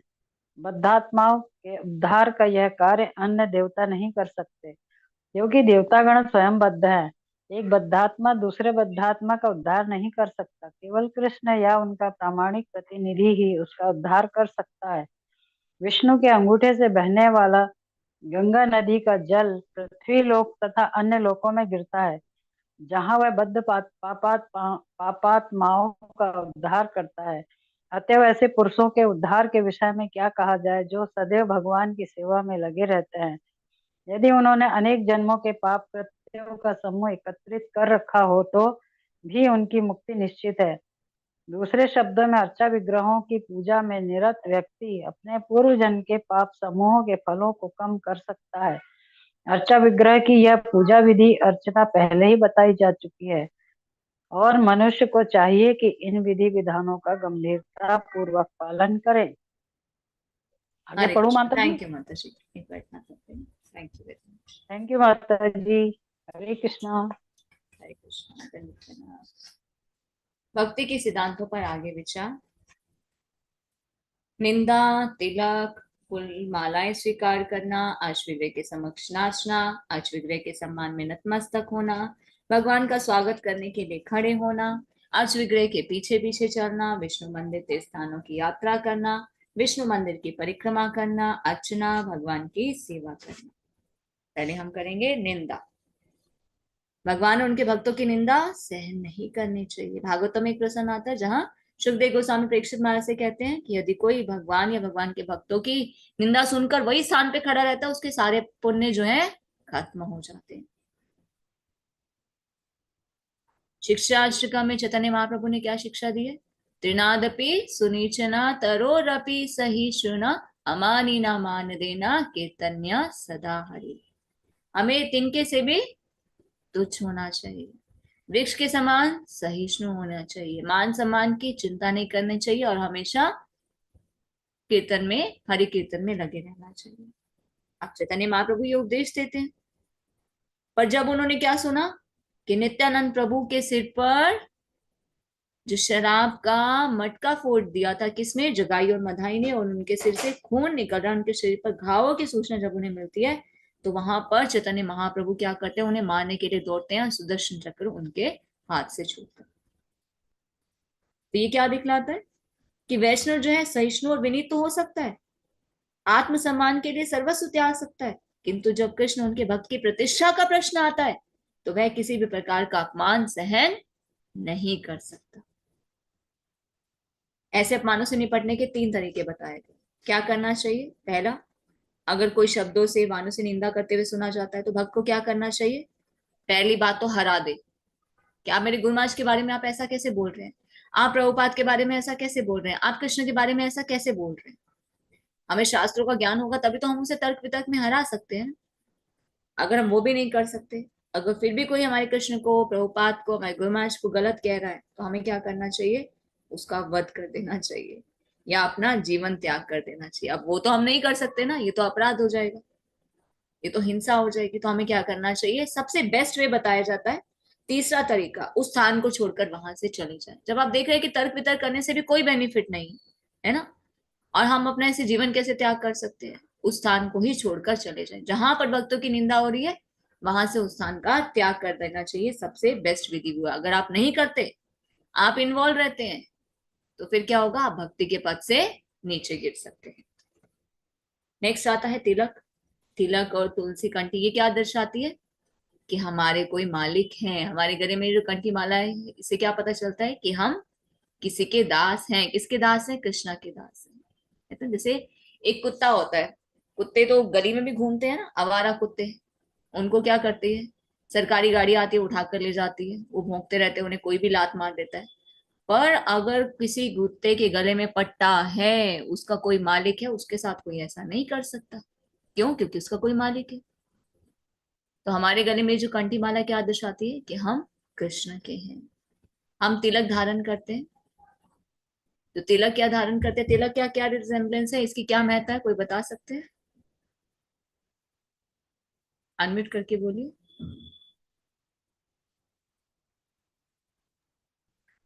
शरीर कृष्ण की। माता जी, ताकि जो सामने से बोलिए। हमें देखे तो वो भी कृष्ण की याद करे।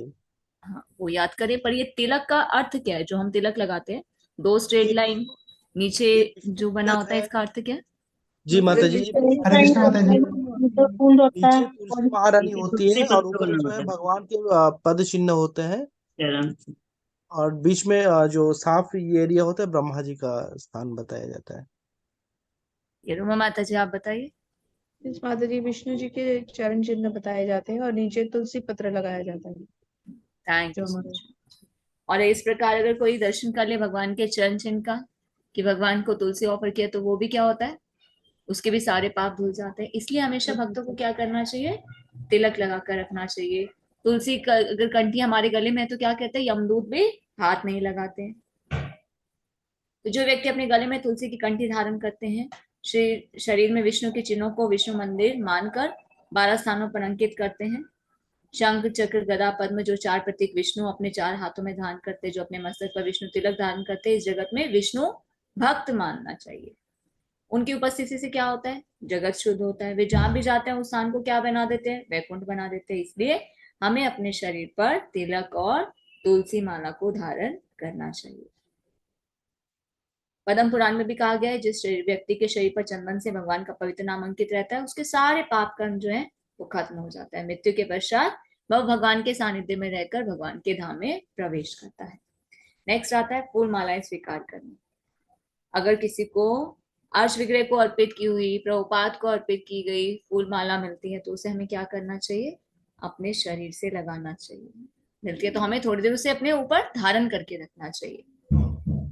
इस संदर्भ में श्रीमद् भागवतम में कृष्ण उद्धव से क्या कहते हैं कि मैंने आपके द्वारा प्रयुक्त और भोगी गई वस्तुएं, कृष्ण से उद्धव कहते हैं कि मैंने आपके द्वारा प्रयुक्त और भोगी गई वस्तुएं, फूल की मालाएं, साधु के वस्त्र, अलंकरण वस्तु ग्रहण कर लिया। मैं आपके उचिष्ट भोजन को ही खाता हूँ, क्योंकि मैं आपका तुच्छ दास हूँ। इसे मुझे विश्वास है कि भौतिक शक्ति माया का जादू मुझ पर नहीं चल पाएगा।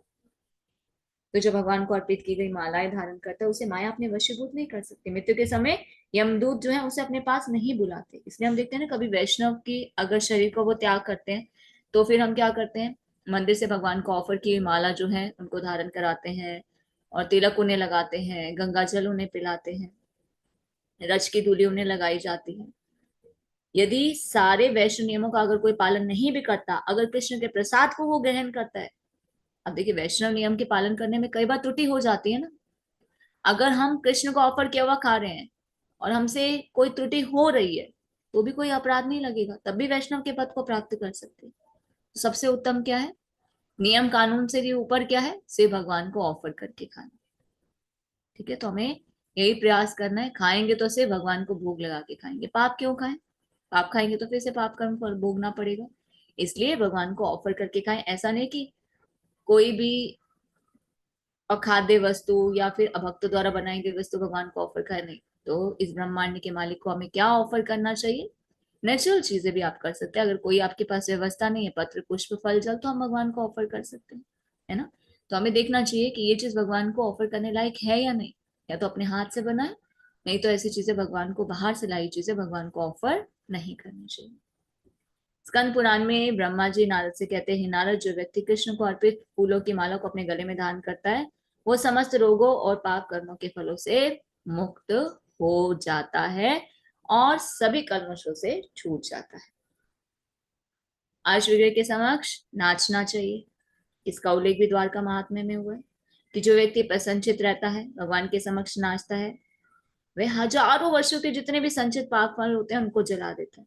देखिए, कीर्तन में ताली बजाना और नाचना, उसके लिए शर्म नहीं करनी चाहिए, अरे हमें कोई देख रहा है, हमें तो नाचना नहीं आता, कोई हमारे बारे में क्या सोचेगा, नहीं। हम किसी को दिखाने के लिए, हम कृष्ण को प्रसन्न करने के लिए सब कार्य करते हैं, और उससे हमें क्या बेनिफिट, हमारे सारे पाप कर्म भी हो जाते हैं। कहते हैं ताली बजाते हैं तो पक्षी क्या करता है, उड़ जाता है। उसी प्रकार से जब हम कीर्तन में ताली बजाते हैं तो हमारे हृदय में जो पाप रूपी पक्षी हैं वो भी उड़ जाते हैं, वो सब भी नष्ट हो जाते हैं। आज विग्रह के सम्मान में नतमस्तक होना, भगवान के समक्ष नतमस्तक होना चाहिए। ऐसा पुराणों में बताया जाता है कि जिस व्यक्ति ने महान यज्ञ अनुष्ठान किया है और जिस व्यक्ति ने भगवान के समक्ष नतमस्तक होकर केवल नमस्कार किया है, उसे एक समान नहीं मानना चाहिए। बड़े बड़े यज्ञ करने से भी ज्यादा फल किसका मिलता है, भगवान को प्रणाम करने का। जिस व्यक्ति ने अनेक महान यज्ञ की हैं उसे अपने पुण्य कर्मों का फल प्राप्त होगा, किंतु जब ऐसे फल क्षीण हो जाएंगे तो फिर से धरती पर आएगा। पर जो भगवान को नमस्कार करेगा वो वापस इस धरती पर नहीं आएगा। भगवान का स्वागत करने के लिए खड़ा होना चाहिए। रथ यात्रा उत्सव होता है तो क्या करते हैं, वेट करते हैं ना, अरे अभी आएगा रथ, अभी आएगा रथ, तो वेट करना चाहिए, भगवान का स्वागत करना चाहिए। तो इस प्रकार जो भगवान के स्वागत के लिए खड़ा होता है उसके शरीर के जितने भी पाप फल होते हैं वो सब नष्ट हो जाते हैं। आज विग्रह के पीछे पीछे चलना चाहिए। अब रथ का तो हम स्वागत कर रहे हैं, रथ तो चला आगे आगे, अब भाग्य पीछे, भगवान के पीछे पीछे। तो यदि रथ यात्रा के समय अश्वग्रह आगे या पीछे से जा रहे हो, कोई किसी भी जाति का हो, अगर रथ के पीछे जाता है तो वो विष्णु के समान ऐश्वर्य प्राप्त करके उच्च पद तक पहुंच जाता है। विष्णु मंदिर या तीर्थ स्थानों की यात्रा करनी चाहिए। बहुत ही वो फॉर्चुनेट हैं जो भगवान के धाम में यात्रा करने के लिए जाते हैं। अने प्रभु जी, गौरांग प्रभु जी, यहाँ पे तो सभी भक्त बहुत जल्दी जल्दी यात्राओं पे निकल जाते हैं। कभी वृंदावन की यात्रा, कभी मायापुर की यात्रा, अभी हमारे गौरांग प्रभु जी भी होके आए मायापुर। तो हरि भक्ति अयोध्या में भगवान कृष्ण के मंदिरों में जाने के लाभ का वर्णन है। जो भगवान के मंदिरों का दर्शन करता है, जो भगवान के अर्च विग्रहों का दर्शन करता है, वो अपनी माता के गर्भ रूपी बंदी गृह से पुनः प्रवेश करने से मुक्ति पा लेते हैं। उसे उतनी बार, जितनी बार मंदिर में हम दर्शन करते हैं ना, उतनी बार माता के गर्भ में प्रवेश नहीं करते, मुक्ति मिल जाती है, वो जन्म ही कट जाता है। तो भौतिक दशा से बचने के लिए मनुष्य को भक्ति भाव से मंदिर जाने की सलाह दी जाती है, तभी वह भौतिक जन्म से कष्ट पर स्थिति से साधारण आसानी से बच सकता है। विष्णु मंदिर की परिक्रमा करनी चाहिए। परिक्रमा करने का क्या बेनिफिट होता है, जन्म मृत्यु के चक्र से बच जाते हैं। चातुर्मास में हमें क्या करना चाहिए, विधि विधानों का पालन करना चाहिए। संकल्प लेते हैं ना कि हम तुलसी परिक्रमा करेंगे, हम 4 मास में ये व्रत धारण करेंगे, तो ऐसे परिक्रमा से क्या होता है, ऐसे समस्त पवित्र स्थानों का दर्शन हो जाता है जहां से होकर गंगा नदी बहती है। अगर भगवान के मंदिर की हम परिक्रमा करते हैं ना, तो ये समझिए कि हमने ब्रह्मांड की परिक्रमा यात्रा कर ली। अर्चना, अर्चना का अर्थ है मंदिर में अर्च विग्रह की पूजा करना। श्रीमद् भागवतम में बताया गया कि किस प्रकार कृष्ण के घनिष्ठ मित्र सुदामा एक ब्राह्मण के घर जाते हैं। जाते हुए अपने आप से कह रहे थे, कृष्ण की पूजा करने से ही मनुष्य स्वर्ग का ऐश्वर्य, मुक्ति, ब्रह्मांड के समस्त लोकों में श्रेष्ठता और जगत के सारे ऐश्वर्य योग शक्ति जो है प्राप्त कर सकता है। जिन घटनाओं ने से सुदामा ने ये वचन अपने आप में कहे थे वे इस प्रकार हैं। श्री कृष्ण ने अपने मित्र सुदामा को कहा कि किसी ब्राह्मण के घर जाओ और कुछ भोजन जो है मांग कर लाकर खाओ। तो जब सुदामा किसी ब्राह्मण के घर जाते हैं तो ब्राह्मण क्या कर रहे होते, यज्ञ कर रहे होते। भगवान ने क्या कहा था, तुम जाकर कहना कि कृष्ण बलराम भूखे हैं, कुछ भोजन चाहिए। जब जाते हैं सुदामा तो वहां पर ब्राह्मण कुछ भी देने से मना कर देते, क्योंकि अभी यज्ञ नहीं हुआ, यज्ञ में जब आहुति देंगे उसके बाद ही कुछ दे सकते हैं। पर जब ब्राह्मण पत्नियां सुनती है कि कृष्ण को कुछ भोजन चाहिए तो वो तुरंत लाती है और कृष्ण को भोजन पहुंचा देती है। तो विष्णु रहस्य में भी कहा गया कि इस लोक में भी जो व्यक्ति विष्णु की पूजा में संलग्न है वो आसानी से वैकुंठ लोक और ईश्वर के नित्य आनंद में साम्राज्य को प्राप्त कर सकता है। भगवान की सेवा करना, भगवान की सेवा का कैसा प्रबंध करना चाहिए, जैसे एक राजा के लिए उनके सेवक करते हैं। प्रभुपाद से किसी ने बोला आप क्यों इतने मंदिर बनाए जा रहे हैं, बोले हमारे राजा हैं उनके लिए हम भव्य ही बनाएंगे। बोले आप सिंपल भी तो मंदिर बना सकते, इतने बड़े बड़े मंदिर, इतने भव्य मंदिर आप बना देते हैं, इतनी कलाकारी, इतनी बड़ी बड़ी डिटेल्स, क्या जरूरत है इतना पैसा खर्च करने की। अरे बोले पूरे ब्रह्मांड के राजा हैं, उनके लिए तो विशेष प्रबंध होना चाहिए, है ना। तो हम भी कई बार क्या देखते हैं, हम अपना घर तो बहुत सुंदर बना लेते हैं और मंदिर कहाँ रखते हैं, एक कोने में। नहीं, मंदिर सबसे सुंदर होना चाहिए। हम घर में भगवान को विराजते हैं पूरे ब्रह्मांड के स्वामी। अपने लिए तो हमने बड़ा सुंदर घर बना लिया, भगवान के लिए एक छोटा सा। आप देखिएगा कई बार लोग के हम घर जाए ना, मंदिर कहाँ होता है, एक कोने में जाकर। क्यों भाई, इस ब्रह्मांड के मालिक को आप सर्व कर रहे हैं एक कोने में। उनके लिए विशेष स्थान होना चाहिए, उनकी सेवा कैसे होनी चाहिए, जैसे एक राजा की होती। नारदीय पुराण में कहा गया कि यदि कोई भगवान के मंदिर में कुछ समय भी रुकता है तो उसे निश्चय ही ईश्वर का धाम जो है प्राप्त होता है। तो समाज के धनी पुरुषों को सुंदर मंदिर बनवाने के लिए सहायता करनी चाहिए। ये मंदिर क्या है, भव बंधन से मुक्ति के हॉस्पिटल हैं। सरकार क्या करती है, अभी हम देख रहे हैं कैंसर कितना बढ़ता जा रहा है। कुछ लास्ट ईयर से 20 ईयर से हम देखें कैंसर बहुत बढ़ गया। तो क्या करी है सरकार, जगह जगह कैंसर हॉस्पिटल्स बनवा रही है। पहले दूसरे राज्य में जाना पड़ता था इलाज करवाने के लिए, अब तो एक ही सिटी में बहुत सारे कैंसर हॉस्पिटल हो गए। क्यों? क्योंकि ये बीमारी बहुत बढ़ गई है। ये तो शारीरिक बीमारी है, परमानेंट इलाज होना चाहिए बीमारियों का। परमानेंट प्रॉब्लम क्या है, भव रोग। जन्म मृत्यु के चक्र से मुक्ति के लिए मंदिर निर्माण सबसे ज्यादा आवश्यक है। क्योंकि भगवान हरि क्या है, मोक्षदाता। वही बदात्मा का उद्धार करते। देवी देवता भी नहीं कर सकते उद्धार, क्योंकि देवी देवता गण में क्या है, बद है। ये तो एक बदात्मा दूसरी बदात्मा का उद्धार नहीं कर सकता, सिर्फ कृष्ण और उनके प्रतिनिधि ही उद्धार कर सकते हैं। तो विष्णु की अंगूठी से बहने वाला गंगा नदी का जल पृथ्वीलोक अन्य लोकों में गिरता है, जहां वह बद पाप आत्माओं का उद्धार करता है। तो ऐसे पुरुषों के उद्धार के विषय में क्या कहा जाए, जो सदैव भगवान की सेवा में लगे रहते हैं। हमारे जो पाप है ना, कई जन्मों के इकट्ठे हो रखे, उनसे हम कैसे मुक्त हो सकते हैं, जो यहाँ पर नियम बताए जा रहे हैं। अर्श विग्रह के सामने नाचना, अर्श विग्रह के पीछे पीछे चलना, अर्श विग्रह का स्वागत करने के लिए खड़े होना, उनको नतमस्तक होना, उनकी फूल मालाएं स्वीकार करना, तिलक और तुलसी कंठ में धारण करना, विष्णु मंदिर की परिक्रमा करना, तीर्थ स्थानों की यात्रा करना, अर्चन करना, भगवान की सेवा करना। तो इससे हमारे पता नहीं कितने हम जन्म बार बार जन्म मृत्यु के चक्र में आ रहे हैं। मनुष्य योनि में हम ये कार्य करके अपने पाप कर्मों को खत्म कर सकते हैं। हरे कृष्ण। नेक्स्ट आनंद में गोपिका माता जी पढ़िए।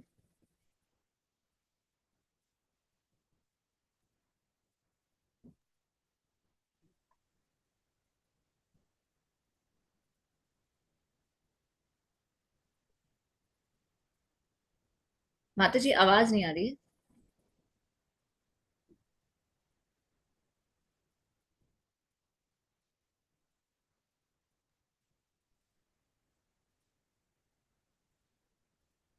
हरे कृष्णा। आनंद में माता जी आवाज नहीं आ रही है।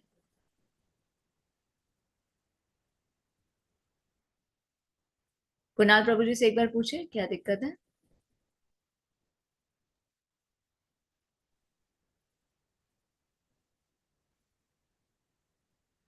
ठीक है, तब तक सुमन माता जी आप पढ़िए।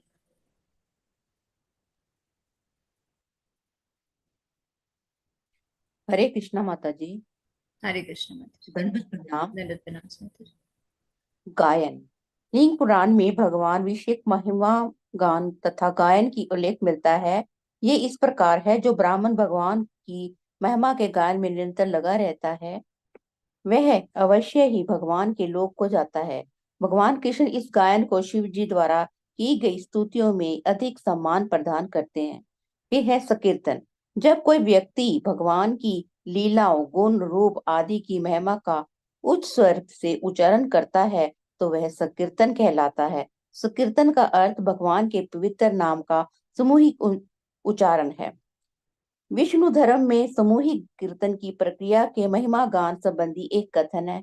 हे राजा, कृष्ण शब्द इतना शुभ है कि जो भी इस पवित्र नाम का कीर्तन करता है वो अनेकानेक जन्मों से चले आ रहे पाप कर्मों के फलों से तुरंत छूट जाता है। ये तथ्य है।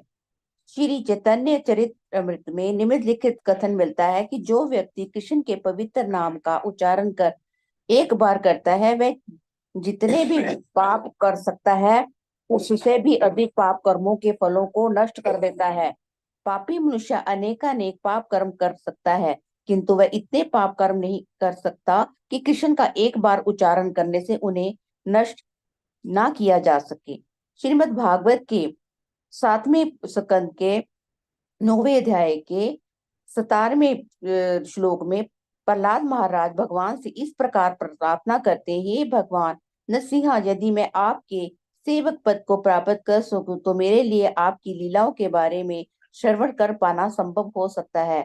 आप परम मित्र, परमाध्या, अर्थ विग्रह, आपकी लीलाएं दिव्य हैं और इसका श्रवण करने मात्र से सारे पाप कर्म दूर हो सकते हैं। अतः मैं उन पाप कर्मों की परवाह नहीं करूंगा, क्योंकि आपकी लीला का श्रवण करने मात्र से वे भौतिक आसक्ति के कलमश छुटकारा पा सकूं। भगवान की लीलाओं के विषय में अनेक गीत हैं। उदाहरण था ब्रह्मा द्वारा गाया गया ब्रह्म संहिता, नारद मुनि द्वारा गाया नारद पंचतंत्र तथा शुकदेव गोस्वामी द्वारा गाया गया श्रीमद् भागवत। यदि कोई व्यक्ति इन गीतों को सुनता है तो वह बद्ध बंधन से सरलता से छूट सकता है। इन ईश गीतों का श्रवण करने में कोई कठिनाई नहीं होनी चाहिए। वे लाखों वर्षों से चले आ रहे हैं और लोग आज भी उनसे लाभ उठा रहे हैं।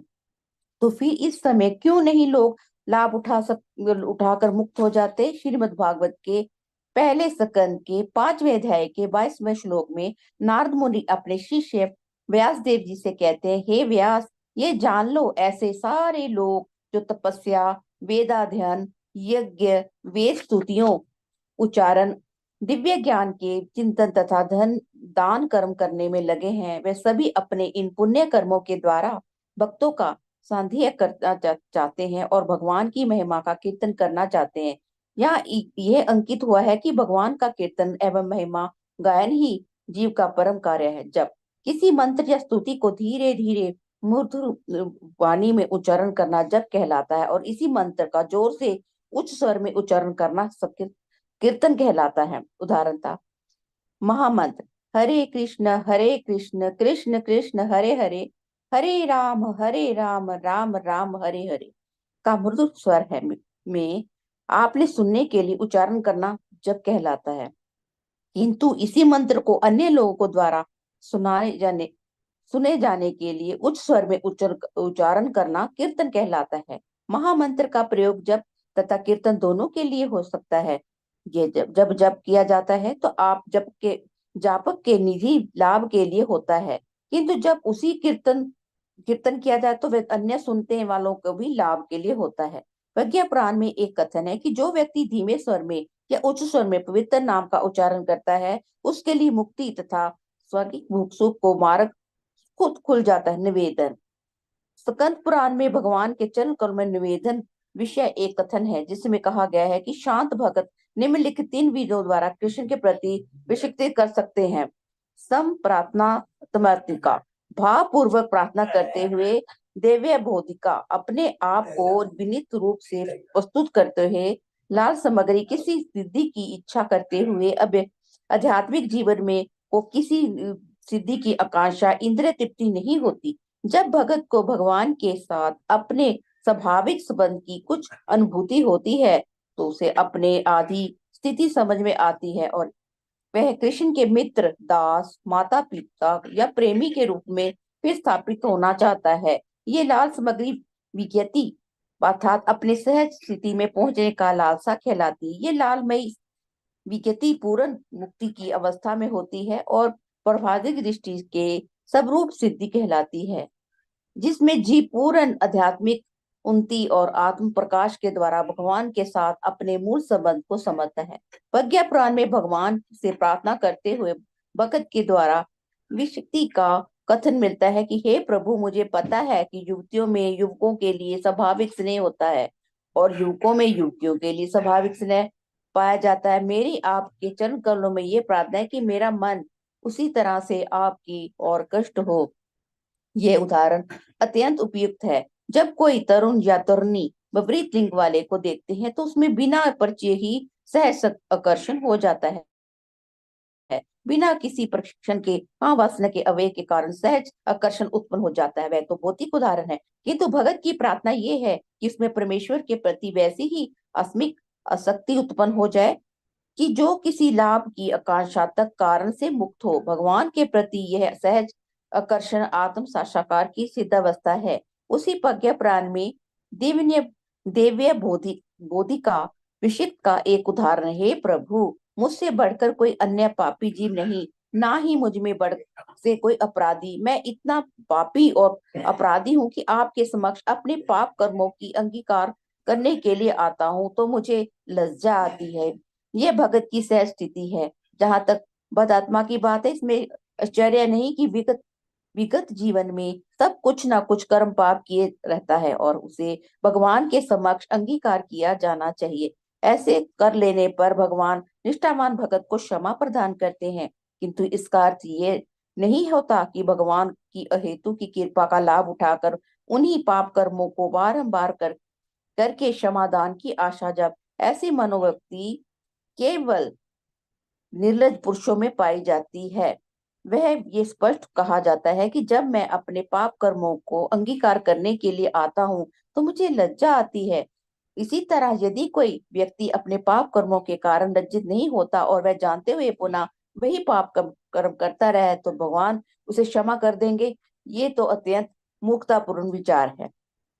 वैदिक सत्य में कहीं भी ऐसे विचारों को स्वीकार नहीं किया जाता। ये तथ्य भगवत कीर्तन द्वारा मनुष्य को अपने विगत जीवन के लिए सारे पाप कर्म से छूट जाता है, किंतु इसका अर्थ ये नहीं कि शुद्ध हो जाने पर बारंबार पाप कर्म किए जाए और आर्य और पुनः शुद्ध होने की आशा की जाए। भक्ति में इन मूर्खतापूर्ण प्रस्तावों को स्वीकार नहीं किया जाता। कोई सोच सकता है तो पूरे सप्ताह पाप कर्म कर लूं और एक दिन मंदिर या गिरजाघर जाकर अपने पाप कर्मों को स्वीकार कर लूंगा, इससे शुद्ध हो पुनः पाप करना प्रारंभ कर दूं।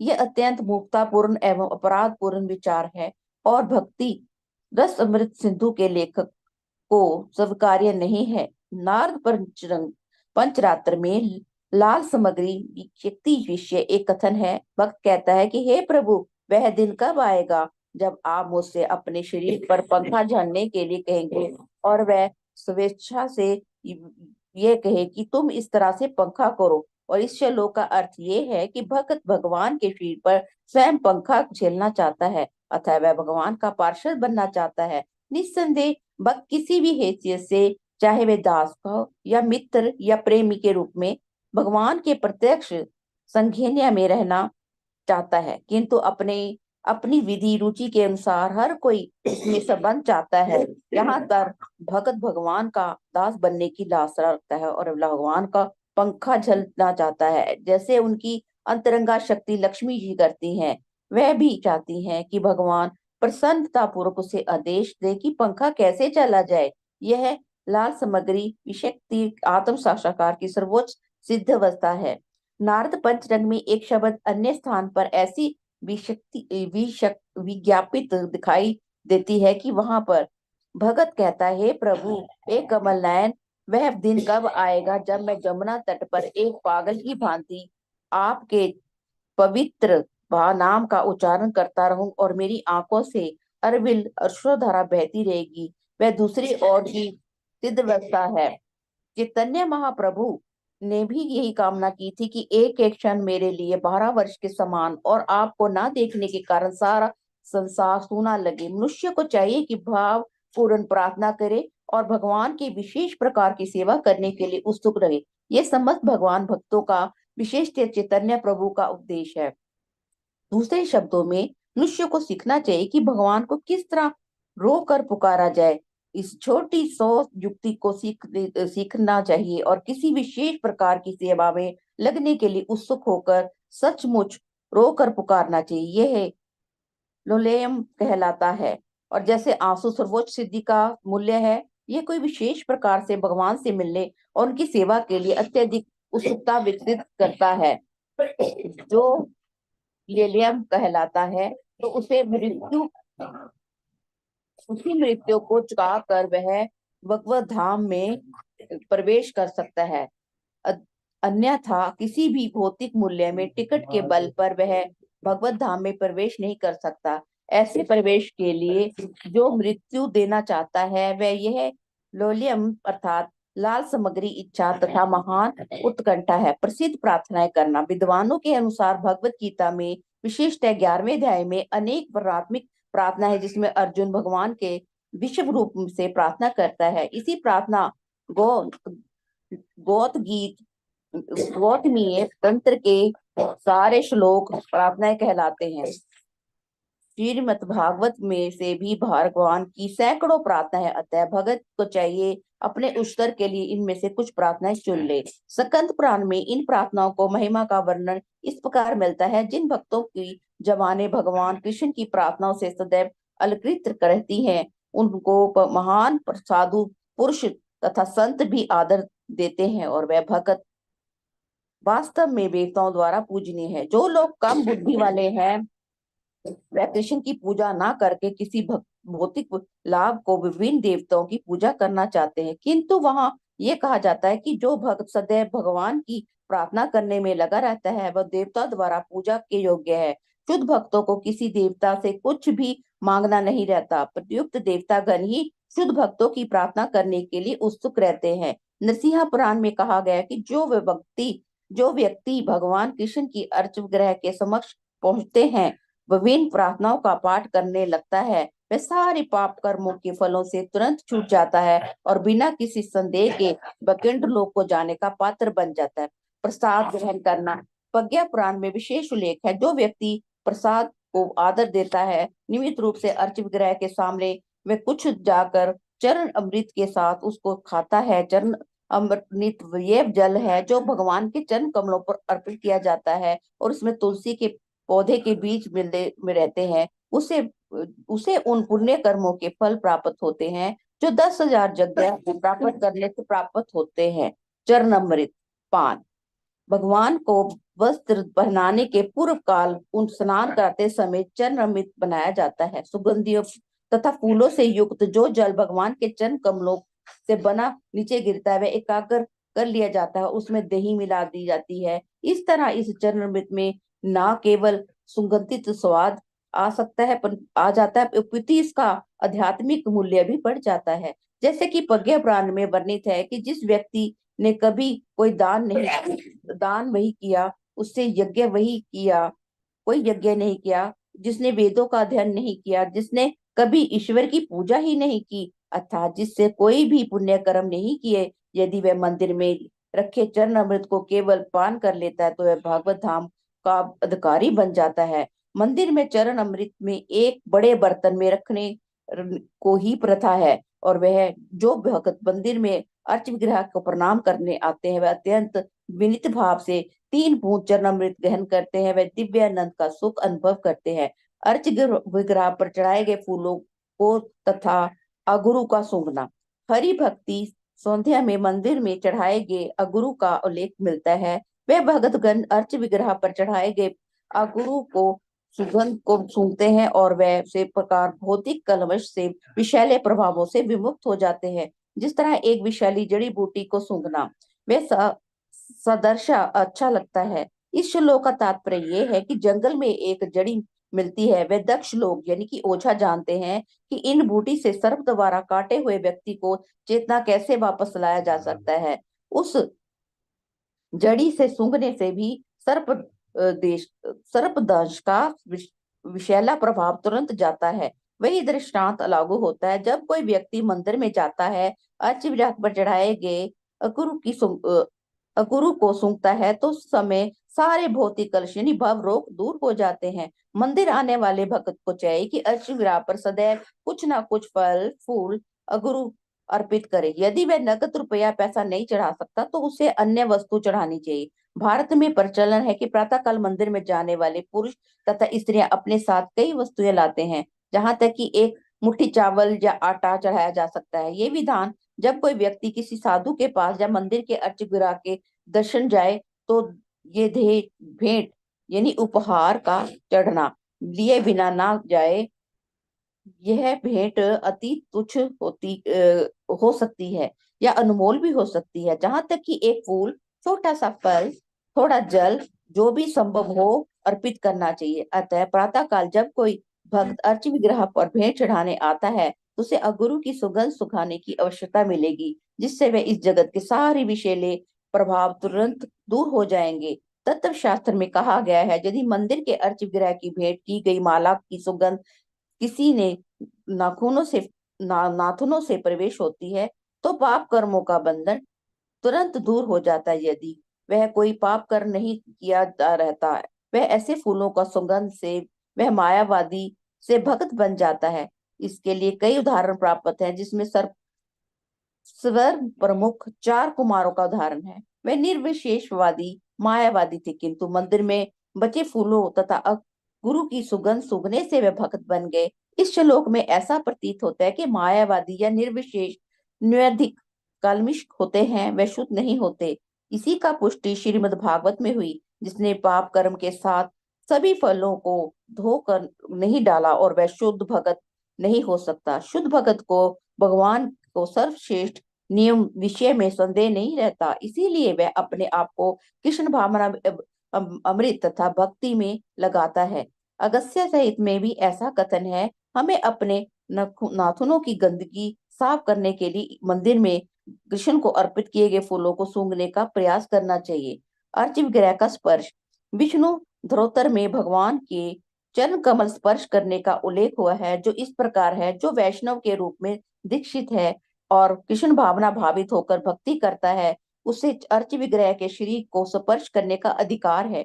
भारत में गांधी जी ने राजनीतिक आंदोलन चलाया था, क्योंकि निम्न जाति के लोग यथा भंगी तथा चंडालों को वैदिक प्रथा के अनुसार मंदिर में प्रवेश करना मना था। उन्हें अपनी गंदी आदतों के कारण मना किया जाता था, किंतु इसके साथ उन्हें अन्य सुविधा प्रदान की जाती थी, जिससे शुद्ध भक्तों की संगत के करके भक्ति को उच्च पद को प्राप्त कर सके। किसी भी कुल में जन्मे व्यक्ति को मनाही नहीं है कि उसे स्वच्छ होना चाहिए, उसे शुद्धि की विधि अपनानी होगी। गांधी जी ने उन पर हरिजन यानी कृष्ण को हरिजन का यानी कि ईश्वर की संतान की झूठी मोहर लगाकर उन्हें शुद्ध करना चाहते थे। इसीलिए मंदिर के स्वामियों तथा गांधी जी के अनुयायियों में काफी खींचातानी चली। जी जो भी हो, वर्तमान नियम समस्त शास्त्रों द्वारा सहमत है कि जो कोई शुद्ध हो वह मंदिर में प्रवेश कर सकता है। वस्तुतः वह स्थिति होनी चाहिए जो उचित रीति से दीक्षित है, जो यम नियमों का ठीक से पालन करता है, वही प्रवेश कर सकता है और वह अर्च विग्रह का स्पर्श भी कर सकता है, सभी लोग नहीं। और जो व्यक्ति ऐसे नियमों का पालन करते हुए अर्च विग्रह के शरीर का स्पर्श करता है, वह तुरंत भौतिक पापों के कलमश से मुक्त हो जाता है, जिससे उसकी सारी इच्छाएं अलंबित पूरी हो जाती। अर्च विग्रह का दर्शन। पुराण में मंदिर में श्री कृष्ण के अर्च विग्रह के दर्शन की प्रशंसा एक कथन आता है। भक्त कहता है, हे वसुंधरा, जो व्यक्ति वृंदावन जाता है और वहां गोविंद देव के अर्च विग्रह का दर्शन करता है, वह यम राज के दरबार से मुक्त होकर देवताओं के निवास यानी स्वर्ग लोक में प्रवेश कर सकता है। इसका अर्थ ये हुआ कि एक सामान्य व्यक्ति भी यदि जिज्ञासा वंश वृंदावन जाता है तो वह देव योग में गोविंद देव के मंदिर का दर्शन करता है, तो उसे वैकुंठ लोक ना से ही किंतु स्वर्ग लोक मिल सकता है। इसका भाव ये है कि वृंदावन में गोविंद के अर्च विग्रह का दर्शन करने मात्र से वह पवित्र जीवन का लाभ पा सकता है। अब आरती और उत्सव को देखना। स्कंद पुराण में अर्च विग्रह को आरती पूजा का दर्शन करने से जो फल प्राप्त होता है उसका वर्णन इस प्रकार है। आरती के समय यदि कोई व्यक्ति भगवान के मुख का दर्शन करता है तो वह लाखों वर्ष पूर्व सारे पाप कर्मों के फलों से मुक्त हो जाता है, यहाँ तक कि ब्रह्म हत्या का अन्य वर्जित कर्मों से भी उसको क्षमा कर दिया जाता है। जैसा कि पहले बतलाया जा चुका है कि विभिन्न प्रकार के उत्सव मनाए जाते हैं, यथा कृष्ण जन्माष्टमी, राम जन्म दिवस, किसी भी प्रमुख वैष्णव का जन्म दिवस, भगवान की झूलन यात्रा तथा ढोल यात्रा, मार्च के मास में भगवान की लीला। इन सारे उत्सव में भगवान को रथ पर बैठाकर रथ की शहर की सड़कों पर होकर जाया जाता है, जिससे लोग भगवान के दर्शनों का लाभ उठा सके। भविष्य पुराण में कहा जा रहा है कि यदि ऐसे उत्सव में चंडाल भी चाहे उत्सुकता वंश ही हो रथ पर असीन भगवान का दर्शन करता है तो उसकी गिनती विष्णु की संज्ञों में की जाती है। अग्नि पुराण में कहा गया है, जो व्यक्ति अनंत में होकर मंदिर में अर्च विग्रह की पूजा देखता है उसे पंच तत्व में वर्णित क्रिया योग का फल प्राप्त होगा। क्रिया योग साधन भक्ति जैसी पद्धति है, किंतु यह विशेष रूप से योगियों के लिए है। दूसरे शब्दों में इस धीमी विधि से योगी भी अनंत भव भक्ति को प्राप्त होते हैं। हरे कृष्णा माता जी, दंडवत प्रणाम माता जी, हरे कृष्णा। हरे कृष्ण सुमन माता जी, थैंक यू सो मच माता जी। गायन। जो ब्राह्मण भगवान की महिमा के गायन में निरंतर लगा रहता है वह अवश्य ही भगवान के लोक हो जाता है। तो भगवान के कहते हैं जो मेरी महिमा का गान करता है उसे शिव जी द्वारा दी गई स्तुतियों से भी अधिक भगवान सम्मान प्रदान करते हैं। देखिए भगवान को नहीं चाहिए कि इससे कि मेरा कोई ग्लोरिफिकेशन करे, वो हमारे प्यूरिफिकेशन के लिए होता है, उसमें हमारा ही लाभ होता है।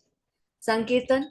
जब कोई व्यक्ति भगवान की लीलाओं गुणों रूप की महिमा का उच्च स्वर से उच्चारण करता है तो संकीर्तन कहलाता है। और संकीर्तन का एक अर्थ क्या है? जब सामूहिक रूप से उच्चारण करते हैं। हरे कृष्ण महामंत्र का कीर्तन जब सामूहिक रूप से किया जाता है उसे क्या कहते हैं? संकीर्तन। तो चैतन्य चरितामृत में भी वर्णन है कि जो व्यक्ति कृष्ण के पवित्र नाम का उच्चारण एक बार करता है वह जितने भी पाप कर सकता है उससे भी अधिक पापों को वो नष्ट कर देता है। और इसका अर्थ ये नहीं है कि हमें पता है कि हम नाम जप करेंगे तो पाप खत्म हो जाएंगे, हम और फिर से पाप करेंगे। ये गलती हमें नहीं करनी चाहिए। तो भगवान की लीलाओं के विषय में अनेक गीत हैं। ब्रह्मा जी द्वारा गाया गया ब्रह्म संहिता, नारद मुनि द्वारा गाया गया नारद पंचराज, सुखदेव गोस्वामी द्वारा गाया गया श्रीमद् भागवतम। तो जो कोई व्यक्ति इन गीतों को सुनता है वह भगवंदन से सरलता से छूट जाता है। तो हमें प्रयास करना चाहिए हम ब्रह्म संहिता और श्रीमद् भागवतम का पाठ करें। तो भगवान का कीर्तन एवं महिमा गान ही जीव का परम कार्य है। फिर आता है जप। जप का अर्थ क्या है? जब हम इंडिविजुअली करते धीमे स्वर में, मधुर वाणी में, उसे क्या कहते हैं? जप। जब ऊंचे स्वर में करते हैं उसे क्या कहते हैं? कीर्तन। जब सबके साथ मिलकर करते हैं तो उसे क्या कहते हैं? संकीर्तन। तो महामंत्र का प्रयोग जप में कीर्तन में दोनों प्रकार से हो सकता है। जप मतलब हमारे निजी लाभ के लिए, कीर्तन मतलब दूसरों को सुनाने के लिए। तो इससे क्या बेनिफिट हमें मिलता है? मुक्ति और स्वर्गिक सुख के मार्ग जो है तुरंत खुल जाते हैं। फिर आता है निवेदन। स्कंद पुराण में भगवान के चरण कमलों में निवेदन के विषय में कथन क्या क्या आ गया है? शांत भक्त निम्नलिखित 3 विधियों से कृष्ण के प्रति अपनी व्यज्ञप्ति मतलब निवेदन जो है वो प्रस्तुत कर सकता है। पहला क्या है? भावपूर्ण प्रार्थना करते हुए, अपने आप को विनीत रूप से प्रस्तुत करते हुए, किसी सिद्धि की इच्छा करते हुए। लालसामयी, अपनी सहज स्थिति में पहुंचने के लिए लालसा की जाती है कि मुक्ति की अवस्था को मैं प्राप्त कर सकूं। तो पद्म पुराण में भगवान से प्रार्थना करते हुए भक्त द्वारा जो निवेदन का कथन मिलता है वो क्या है? जैसे हम देखते हैं ना इस भौतिक जीवन में एक लड़की लड़के के प्रति आकर्षित होती है, एक लड़का लड़की के प्रति आकर्षित होता है, स्वतः ही स्नेह वो पाया जाता है। उसी प्रकार हमें भगवान से प्रार्थना करनी चाहिए कि मैं भी आपके प्रति आकर्षित हूं, मैं आपके बिना रह नहीं सकती। पद्म पुराण में दैन्य बोधिका विज्ञप्ति का एक और उदाहरण है। जहां तक बदात्मा की बात है उसमें आश्चर्य नहीं कि विगत जीवन में वह कुछ न कुछ पाप कर्म किए रहता है। तो भगवान क्या करते हैं? जब हम भगवान के सामने निवेदन करते हैं, प्रार्थना करते हैं, भगवान के सामने रोते हैं, आज जो हमने पढ़ा भगवान के सामने कीर्तन करते हैं, नतमस्तक करते हैं, भगवान की सेवा करते हैं, तो हमारे जितने भी अपराध हैं, जितने भी पाप कर्म है, भगवान क्या करते हैं? क्षमा कर देते हैं। और फिर से वही बात आती है कि हमें पता है कि भगवान हमारे अपराधों को इन सब क्रियाओं द्वारा क्षमा करते हैं, तो इसका अर्थ ये नहीं कि हमें उन्हें फिर से रिपीट करना चाहिए। भक्ति में इन मूर्खतापूर्ण प्रस्तावों को स्वीकार नहीं किया जाता कि कोई ये सोच सकता है कि मैं पूरे साल तो क्या, पूरे सप्ताह क्या करूं, पूरे वीक में मैं पाप करूं और एक दिन मंदिर चला जाऊं, मेरे तो सारे पाप खत्म हो जाएंगे, मैं शुद्ध हो जाऊंगा। ये अपराधपूर्ण विचार। भक्त सामने सिंधु के लेखक कोई स्वीकार्य नहीं है। नारद पंचरात में लालसामय निवेदन जो है वो बताया कि भक्त को कैसे भगवान को निवेदन करना चाहिए। हमें भगवान को पुकारना चाहिए, क्राई क्राई फॉर कृष्णा मनुष्य को सीखना चाहिए। भगवान के सामने रोना चाहिए, ये प्रभु कब मेरी वो स्थिति आएगी, कब मैं इतनी योग्य होऊंगा कि जब आप मुझे स्वेच्छा के कहेंगे कि तुम इस तरह से पंखा करो, कब मैं आपके प्रत्यक्ष डायरेक्ट आपकी मैं सर्विस कर पाऊंगा। लक्ष्मी जी कौन है? भगवान की अंतरंगा शक्ति। वो क्या करती है? भगवान को पंखा चलती है। तो उसी प्रकार से भी हमें इच्छा करनी चाहिए कि हम भगवान की डायरेक्ट सर्विस कर सके। चैतन्य महाप्रभु भगवान के बिना एक क्षण भी नहीं रह पा रहे थे। वो कहते थे एक एक क्षण मेरे लिए 12 वर्ष के समान लग रहा है, आपको ना देखने के कारण सारा संसार सोना लग रहा है।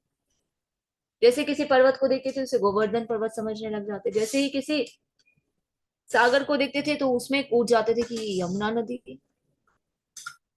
इतनी उत्सुकता होनी चाहिए भगवान को प्राप्त करने की, भगवान की सेवा करने की। तो मनुष्य को सीखना चाहिए कि किस तरह से भगवान को रोकर पुकारा जाए, क्राई क्राई फॉर कृष्ण। गौर गोविंद स्वामी महाराज बताते हैं कि अगर हमें भगवान के लिए रोना नहीं आता ना, इसका मतलब हमारा हृदय जो है पत्थर का, हमें भगवान से प्रेम है ही नहीं। हमें भगवान के लिए रोना आना चाहिए भगवान के साथ। हे प्रभु, मेरी तो बहुत ही दयनीय स्थिति है, मैंने तो जीवन में बहुत अपराध किए, कृपा करके आप मुझ पर कृपा करें ताकि मैं आपकी कुछ सेवा कर पाऊं। मैं भक्ति अच्छे से नहीं कर पा, मेरी आपके चरण कमलों में रति नहीं हो पा। हे कृष्ण, मुझ पर कृपा करें। प्रसिद्ध प्रार्थनाएं करना, श्रीमद् भागवत में भगवान की सैकड़ों प्रार्थनाएं, गजेंद्र की प्रार्थना, ध्रुव महाराज द्वारा प्रार्थना, नारद मुनि प्रार्थना करते हैं, शिव जी प्रार्थना करते हैं, स्तुति गाते हैं, शिव गीता है, उद्धव गीता। तो हमें भगवान को प्रार्थना करनी चाहिए। जो व्यक्ति भगवान के अश्विनी के समक्ष पहुंचते ही विभिन्न प्रार्थनाओं का पाठ करने लगता है, वह सारे पाप कर्मों के फलों से तुरंत छूट जाता है, बिना किसी संदेह के वैकुंठ लोक जाने का पात्र बन जाता है। अभी हमने क्या स्टार्ट किया? वैष्णव संग। अगर हम कोई प्रार्थना ही नहीं याद कर सकते, कम से कम वैष्णव गीत तो हम याद कर सकते हैं। उसके द्वारा हम भगवान को कनेक्ट करें, भगवान के साथ संबंध को स्थापित करें। प्रभुपाद कहते थे कि वैष्णव सॉन्ग जो ना, ये क्या है? ये एक पत्थर को भी, एक पर्वत को भी पिघला सकते हैं, इतनी शक्ति है वैष्णव सॉन्ग में, क्योंकि हमारे आचार्य द्वारा गाए गए गीत है कि किस प्रकार भगवान की सेवा करनी चाहिए, हमारा क्या मूड होना चाहिए। नेक्स्ट आता है प्रसाद ग्रहण करना। तो जो व्यक्ति प्रसाद का आदर देता है, नियमित रूप से अष्टविग्रह के सामने से कुछ दूर जाकर चरणामृत के साथ उसको खाता है, उसे उन पुण्य कर्मों के फल प्राप्त होते हैं जो 10,000 यज्ञ करने से प्राप्त होते हैं। चरणामृत का पान करना, भगवान को वस्त्र पहनाने से पूर्व प्रातःकाल स्नान कराते समय चरणामृत बनाया जाता है। सुगंधियों फूलों से युक्त जो जल भगवान के चरण कमलों से बहकर नीचे गिरता है, उसे कलेक्ट करे, उसमें दही मिला दी जाती है और फिर उसे स्वीकार करना चाहिए। मंदिर में चरणामृत को एक बड़े बर्तन में रखने की प्रथा है। जो भक्त मंदिर में अष्टविग्रह को प्रणाम करने आते हैं, वे अत्यंत विनीत भाव से 3 मुठ चरणामृत ग्रहण करते हैं। हम कभी मंदिर जाते हैं तो लेते हैं ना, चरणामृत देते हैं ना, उसे स्वीकार करना चाहिए। ये दिव्य है क्योंकि इसे भगवान को अर्पित किया गया। अष्टविग्रह पे चढ़ाए गए फूलों को सूंघना बहुत इंपॉर्टेंट। चतुर्कुमार क्या करते थे? भगवान को चढ़ाए गए फूलों को स्मेल करते थे, भगवान की कृपा उन्हें प्राप्त होगी। अम्बरीश महाराज क्या करते थे? भगवान को चढ़ाए गए पुष्प को स्मेल करते। तो हमें रोज भगवान को पुष्प अर्पित करना चाहिए और फिर जब रात को हम उन्हें उठाते हैं तो उन्हें सूंघना चाहिए। ये साधारण फूल नहीं, जो भगवान को ऑफर कर दी जाती है चीज, जो भगवान की सेवा में लगती है, वो दिव्य हो जाती है। तो जब उसको हम स्मेल करते हैं, हमारा हृदय, हमारी नाक, हमारी आत्मा सभी शुद्ध हो जाती है। हमारे हृदय का शुद्धिकरण हो जाता है, हमारी चेतना शुद्ध हो जाती है। जैसे कोई जड़ी बूटी होती है ना, अगर मान लीजिए किसी को किसी सांप ने काट लिया तो विषैला प्रभाव उसके शरीर में आ जाता है, पर जब उसे जड़ी बूटी सुखाई जाती है तो उसका प्रभाव दूर हो जाता है। तो हमारे शरीर जो है विषैला हो गया है भवबंधन से, भौतिक कलमश से। और जब हम भगवान को ऑफर किए हुए फूलों को स्मेल करते हैं तो हम भौतिक कलमश के रोग से दूर हो जाते हैं। तो कम से कम हमें कोशिश करनी चाहिए एक फूल तो हम भगवान के चरण कमलों में अर्पित करें। और कभी भी अगर हम मंदिर जाते हैं भगवान से दर्शन करने के लिए, खाली हाथ नहीं जाना चाहिए। गुरु के सामने, भगवान के सामने कभी भी खाली हाथ नहीं जाना चाहिए, फल या फूल अवश्य लेकर जाना चाहिए। यदि मंदिर के अष्टविग्रह को भेंट की गई माला की सुगंध किसी के नथों में प्रवेश करती है तो वह पाप कर्मों से तुरंत दूर हो जाता है। यदि वह कोई पाप कर्म नहीं भी किए रहता तो भी ऐसे फूलों की सुगंध से वह मायावादी से भक्त भी बन जाता है। तो उसमें 4 कुमारों का उदाहरण भी बताया गया, जिस प्रकार वो क्या करते थे। पहले तो निर्विशेष मायावादी थे, निर्विशेष ब्रह्म के द्वारा भगवान को प्राप्त करने का प्रयास करना चाहते थे, पर जब भगवान को ऑफर किए गए फ्लावर को स्मेल करते थे तो वो शुद्ध भक्त बन गए। आज विग्रह का स्पर्श करना, भगवान के चरण कमलों का स्पर्श करने का उल्लेख विष्णु धर्मोत्तर में हुआ है कि जो वैष्णव के रूप में दीक्षित है और कृष्ण भावना भावित होकर भक्ति करता है, उसे ही अर्श विग्रह के शरीर को स्पर्श करने का अधिकार है।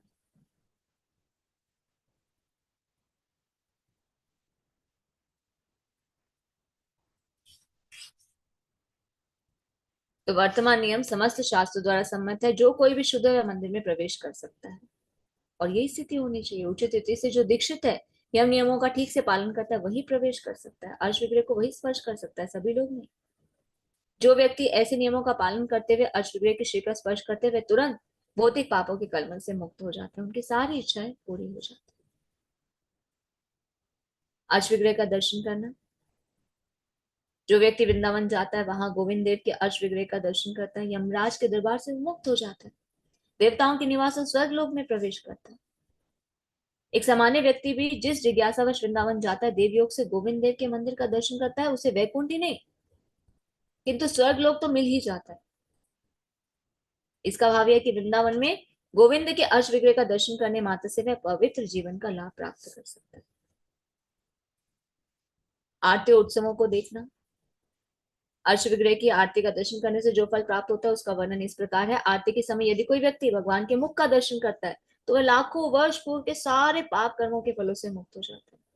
यहाँ तक कि ब्राह्मण हत्या, अन्य वर्जित कर्मों से भी उसे क्षमा कर दिया जाता है। विभिन्न प्रकार के उत्सव मनाए जाते हैं। कृष्ण जन्म दिवस, राम जन्म दिवस, वैष्णव का जो जन्म दिवस होते हैं, प्रमुख वैष्णव की झूलन यात्रा, डोल यात्रा, भगवान की लीलाओं के अनुसार जो मार्च के महीने में मनाई जाती है। इन सारे उत्सव में भगवान को रथ पर बैठाकर रथ को शहर की सड़कों से होकर ले जाया जाता है, जो लोग भगवान के दर्शनों का लाभ उठा सके, ताकि सभी भगवान के दर्शनों का लाभ उठा सके जो लोग मंदिर नहीं आ सकते। तो भविष्य पुराण में कहा गया है, यदि ऐसे उत्सव में चंडाल भी चाहे उत्सुकतावश ही हो, रथ पर आसीन भगवान का दर्शन करता है, तो उसकी गिनती विष्णु के संज्ञों में की जाती है। अग्नि पुराण में कहा गया कि जो व्यक्ति आनंद में मग्न होकर मंदिर में अर्श विग्रह की पूजा देखता है, उसे पंचरात में वर्णित क्रिया योग का फल प्राप्त होता है। क्रिया योग जो है साधन भक्ति जैसी ही पद्धति है, किंतु वो योगियों के लिए होती। तो कहने का तात्पर्य क्या है, इस धीमी विधि से योगी भी अंततः भगवत भक्ति को प्राप्त कर सकता है। किस विधि के द्वारा? आरती और उत्सवों को देखने से। कहते ना, अरे क्या, जब देखो मंदिर में, आरती के समय मंदिर में, जन्माष्टमी है तो मंदिर में क्या मिलेगा? भगवत भक्ति मिलेगी। हरे कृष्ण। श्री रूप गोस्वामी की जय, शत गोस्वामी की जय, भक्ति साम्य सिंधु की जय, श्रील प्रभुपाद की जय, आप सभी सुंदर भक्तों की जय। हरे कृष्णा, धन्यवाद, प्रणाम आप सभी को। Thank you so much everyone. Attendance का लिंक हनी प्रभु जी ने चैट बॉक्स में डाल दिया है। आप सभी से रिक्वेस्ट है, अपनी अटेंडेंस को फिल कीजिए।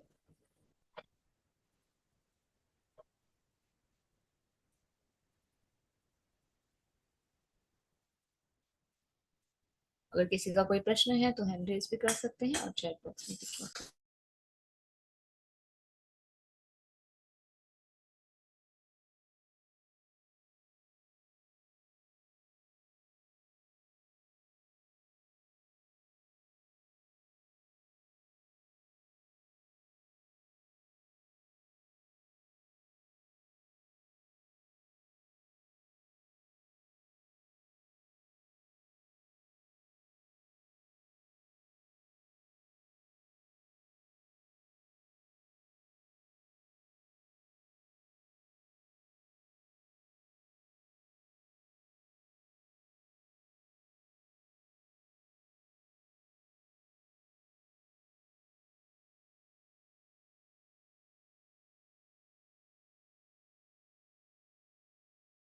हरे कृष्णा राधा जी, गुरु का क्या मीनिंग है?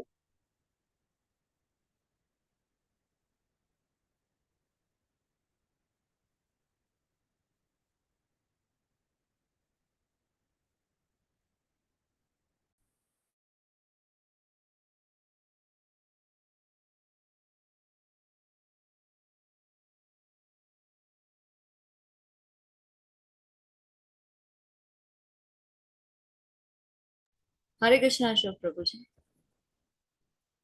हरे कृष्णा माता जी, दंडवत प्रणाम। धन्यवाद माता जी, अगर मेरी को गलती तो क्षमा कीजिएगा, लेकिन थोड़ा सा एक जिज्ञासा थी कि जो हम ये प्रसादम वाला है, तो इसमें जैसे अभी जब ये कहा गया कि जब कोई बिस्किट बनाते वक्त जो बटन भी दबाता है उसकी चेतना उसमें आ जाती है, तो इसी प्रकार हम जो सब्जी खाते हैं वही सब्जी का भोग लगाते हैं, वही सब्जी बाजार से लाते हैं, तो चेतना तो उसमें उसमें तो आएगी। हमारा किचन गार्डन तो है नहीं जो हम अपने बना लेंगे, सब्जी वहां उगा लेंगे। वो तो नेचर है ना, वहां प्रोसेसिंग का कार्य, आप समझिए ना, बिस्किट बन रहा है तो वो प्रोसेस है। सब्जी तो आपको नेचर से दे रहा है ना कोई, प्रोसेस तो आप करेंगे ना, घर में बनाएंगे। जी, प्रोसेसिंग तो हमारे यहाँ ही होगी, बिल्कुल ठीक बात। ठीक है ना, तो बनाने वाला जो बनाएगा उसकी चेतना जैसी होगी ना, तो उसको खाने वाले जो होंगे उनकी चेतना में वो ट्रांसफर हो जाएगी चेतना। तो ये आटा वाटा जो हम लोग फ्लोर मिल के ही तो खाएंगे, और कहाँ से खाएंगे? फ्लोर में वो आटा तो आपको पीस बना, आप खाना तो आप प्रोसेसिंग। कुकिंग कर रहे हैं ना। अब देखिए बिस्किट बनते हैं तो वहां पे फायर भी तो जलती है, पकता कैसे है वो? अग्नि, अग्नि सबसे ज्यादा इंपॉर्टेंट चीज है ना। जी अग्नि और चेतना का कनेक्शन है। प्रोसेस को देखिए, प्रोसेसिंग पे जाइए। ब्रेड जी बनती माता है, सिकती है ना, बिस्किट बनते हैं, सिकाई होती है उनकी, जी अग्नि जी उसमें जी, यूज होती है ना, तो वो चेतना है। ठीक है माता जी, धन्यवाद। हरे कृष्ण। बहुत अच्छी चीज है ये। मन में कोई भी शंका होती है तो इससे और लोगों को भी जो कंफ्यूजन है वो क्लियर होता है।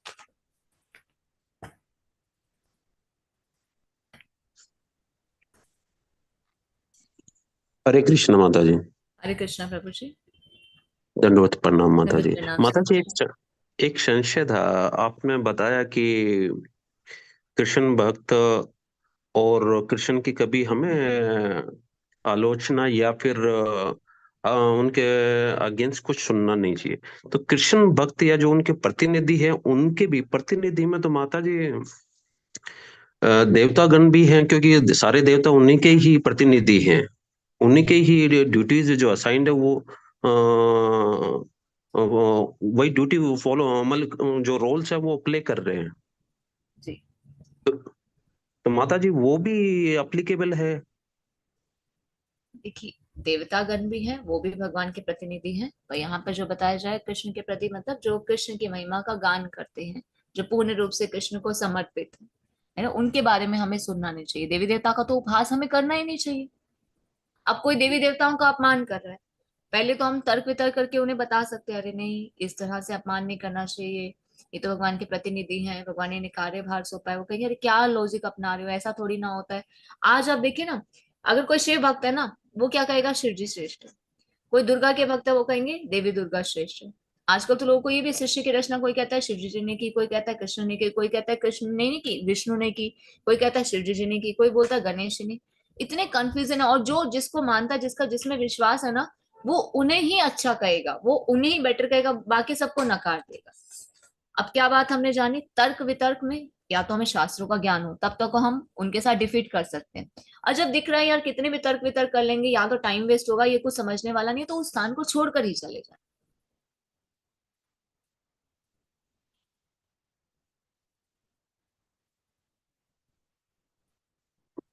ठीक है माता हरे जी। कृष्ण हरे कृष्ण। हरे कृष्ण माता। इसीलिए कहते हैं कर्म कीजिए और भक्ति कीजिए। जो लोग क्रिटिसाइज करते हैं उन लोगों से दूर ही रहिए। अपना समय व्यर्थ ना गवाए, उनसे बहस करके कुछ नहीं मिलने वाला, उस स्थान को ही त्याग दे। ऑलरेडी हमारे पास समय नहीं है, इतने करने वाले भी काम होते हैं, भक्ति जीवन भी करना है, 16 माला का जप है, बुक रीडिंग करनी है, टाइम ही नहीं है। अगर हम देखें हमारे 24 घंटे में से पूरा दिन हम लगे ही रहते हैं, उसके बाद भी टाइम बचता ही नहीं है। तो क्यों इन सब लोगों के साथ इतना टाइम वेस्ट करे जो तर्क वितर्क में ही लगे रहते हैं। उनका काम है करना, उनको करने दीजिए, वो अपना टाइम वेस्ट करे करे, हमारे लिए टाइम बहुत वैल्यूएबल है। चाणक्य पंडित क्या कहते हैं, जो समय चला गया उसे आप करोड़ों रुपए देकर भी नहीं खरीद सकते, इसलिए बी केयरफुल। एक बनिया बनना चाहिए। बनिया क्या करता है, अपना प्रॉफिट देखता है, इसके साथ मैं बात करूंगा ये मेरा टाइम वेस्ट करेगा, यहाँ से हट जाए। हरे कृष्ण। माता जी, एक दूसरा क्वेश्चन जो अशोक प्रभु जी ने पूछा, उसी के इन कंटिन्यूएशन में है। जो प्रसाद अभी तक जो हम लेते हैं, या तो घर से बनाए वो तो सर्वश्रेष्ठ है। दूसरा प्रसाद यदि हम शॉप से लेते हैं और सब चरणों में चढ़ाते हैं, वो दुकानदार ने जो भी भाव है वो भाव फिर आगे ट्रांसफर होंगे माता जी। तो वो बाहर से लिया हुआ हमें वो भी नहीं, प्रसाद भी नहीं चढ़ाना चाहिए? नहीं, भक्त द्वारा लिया गया वो हम ले सकते हैं। अभी जैसे कुछ भक्त जो है, मान लीजिए हम टेम्पल जा रहे हैं, वहां गोविंदास हम गए, है ना, वहां पे हमने क्या किया, मनी दिया, पर ये देखना ना वो बना कौन रहा है, भक्त बना रहे हैं ना, हम उनकी बजाय उनको सेवा दे रहे हैं कि आपसे हमने ये लिया, हम आपको ये सेवा के रूप में दे रहे हैं। ये देखना चाहिए बनाने वाला कौन है, भक्त है या अभक्त है। अब मान लीजिए हम होटल में जाते हैं, होटल में जो कुकिंग करने वाला हमें नहीं पता कौन है। अब मान लीजिए उसका काम क्या है, हत्या करना, चोरी करना, नशा करना। कई बार हम देखते ना, हम जीवन में ना कभी कुछ, हमारे कुछ डेज ऐसे होते हैं कि हमें ऐसा लगता है अरे हम अननेसेसरी गुस्सा कर रहे हैं, हमारे मन में इतनी चिड़चिड़ाहट से क्यों है, पता नहीं इस बात पे मैंने ऐसे रिएक्शन क्यों कर दिया। इसके पीछे भी ना वो असर होता है कि हमने किसी के हाथ का ऐसा खाया होता है कि उसकी चेतना हमारे अंदर ट्रांसफर हो जाती है। ठीक है माता जी, हरे कृष्ण। हरे कृष्ण प्रभु जी।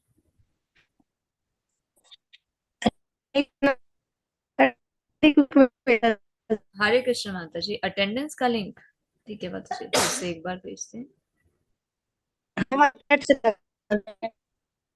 हाँ जी माता जी, फिर से चेक कीजिए चैट बॉक्स में, हनी प्रभु जी ने भेज दिया। अटेंडेंस का लिंक भेज दिया माता जी, दोबारा देखिए चैट बॉक्स में। हाँ। हरे कृष्ण अभय प्रदा माता जी। हरे कृष्णा माता जी, दंडवत प्रणाम। माता जी, अगुरु सूंघना क्या होता है? फूल सूंघना तो हम समझते हैं, लेकिन अगुरु सूंघना, अगुरु क्या होता है?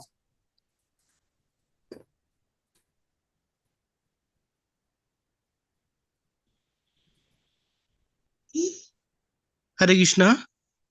हरे कृष्ण। हरे कृष्णा माता जी। हाँ जी गौरांग प्रभु जी, जस्ट मिनट माता जी। हाँ जी अच्छा। गौरांग प्रभु जी। माता जी का वो आंसर जो है ना अगुरु वाला, वो जो नरसिंह देव को चढ़ाया जाता है, जब नरसिंह देव की आरती होती है तो उनको एक प्रकार का तेल चढ़ाया जाता है, उनको लगाया जाता है, तो फिर उनको प्रसाद के रूप में हम लोग सूंघते हैं, तो वही अगुरु बोलते हैं उसको। अभय प्रदा माता जी, आप तो करते होंगे ना नरसिंह आरती, हम क्या करते हैं, हाँ ईयरबड जैसा लेते हैं ना, और उस पे क्या करते हैं, नरसिंह ऑयल लगाते हैं, पहले भगवान की आरती करते हैं, और उसको सभी भक्त क्या करते हैं, उनको हाथ पे देते हैं, फिर उसे हम स्मेल करते हैं। अच्छा, वो मतलब सेंट देते हैं ना? हाँ। अच्छा, उसको अगुरु बोलते हैं क्या? ठीक है माता जी, थैंक यू। हरे कृष्णा माता जी। हरे कृष्ण। माता जी माता जी, मेरा एक एक और। सवाल है। हाँ जी प्रभु जी। मान लीजिए जिन लोग फ्रिक्वेंटली ट्रैवल करते हैं, बाहर रहते हैं, ये तो उन लोग फिर कैसे करेंगे माता जी? जैसे कहीं पे जाते हैं, मतलब किसी रेस्टोरेंट, मतलब वेजिटेरियन रेस्टोरेंट पे होते हैं, तो वो विदाउट ऑनियन गार्लिक वाला प्रिपरेशन करवाते हैं, वो कुछ पा लेते हैं, लेकिन उन लोग कैसे करेगा फिर? देखिए इस बारे में भी हमारे आचार्य क्या बताते हैं, अगर हम प्रभुपाद को देखें ना, प्रभुपाद क्या करते थे, प्रभुपाद कैलकाटा से सहारनपुर जाते थे अपनी जब मेडिसिन के वो व्यापार में थे, तो वो घर से बनवा कर लेकर जाते थे। और कई बार तो ऐसा होता था कि जब उनके पास कुछ नहीं होता था, फ्रूट्स वो खाते थे, और ऐसे अलाउमेंट दी जाती है, दूध, दूध से बनी वस्तुएं और फल आप ग्रहण कर सकते हैं। पर हर बार भी ऐसा नहीं चलता, भोजन भी चाहिए, पूरा दिन काम करना है।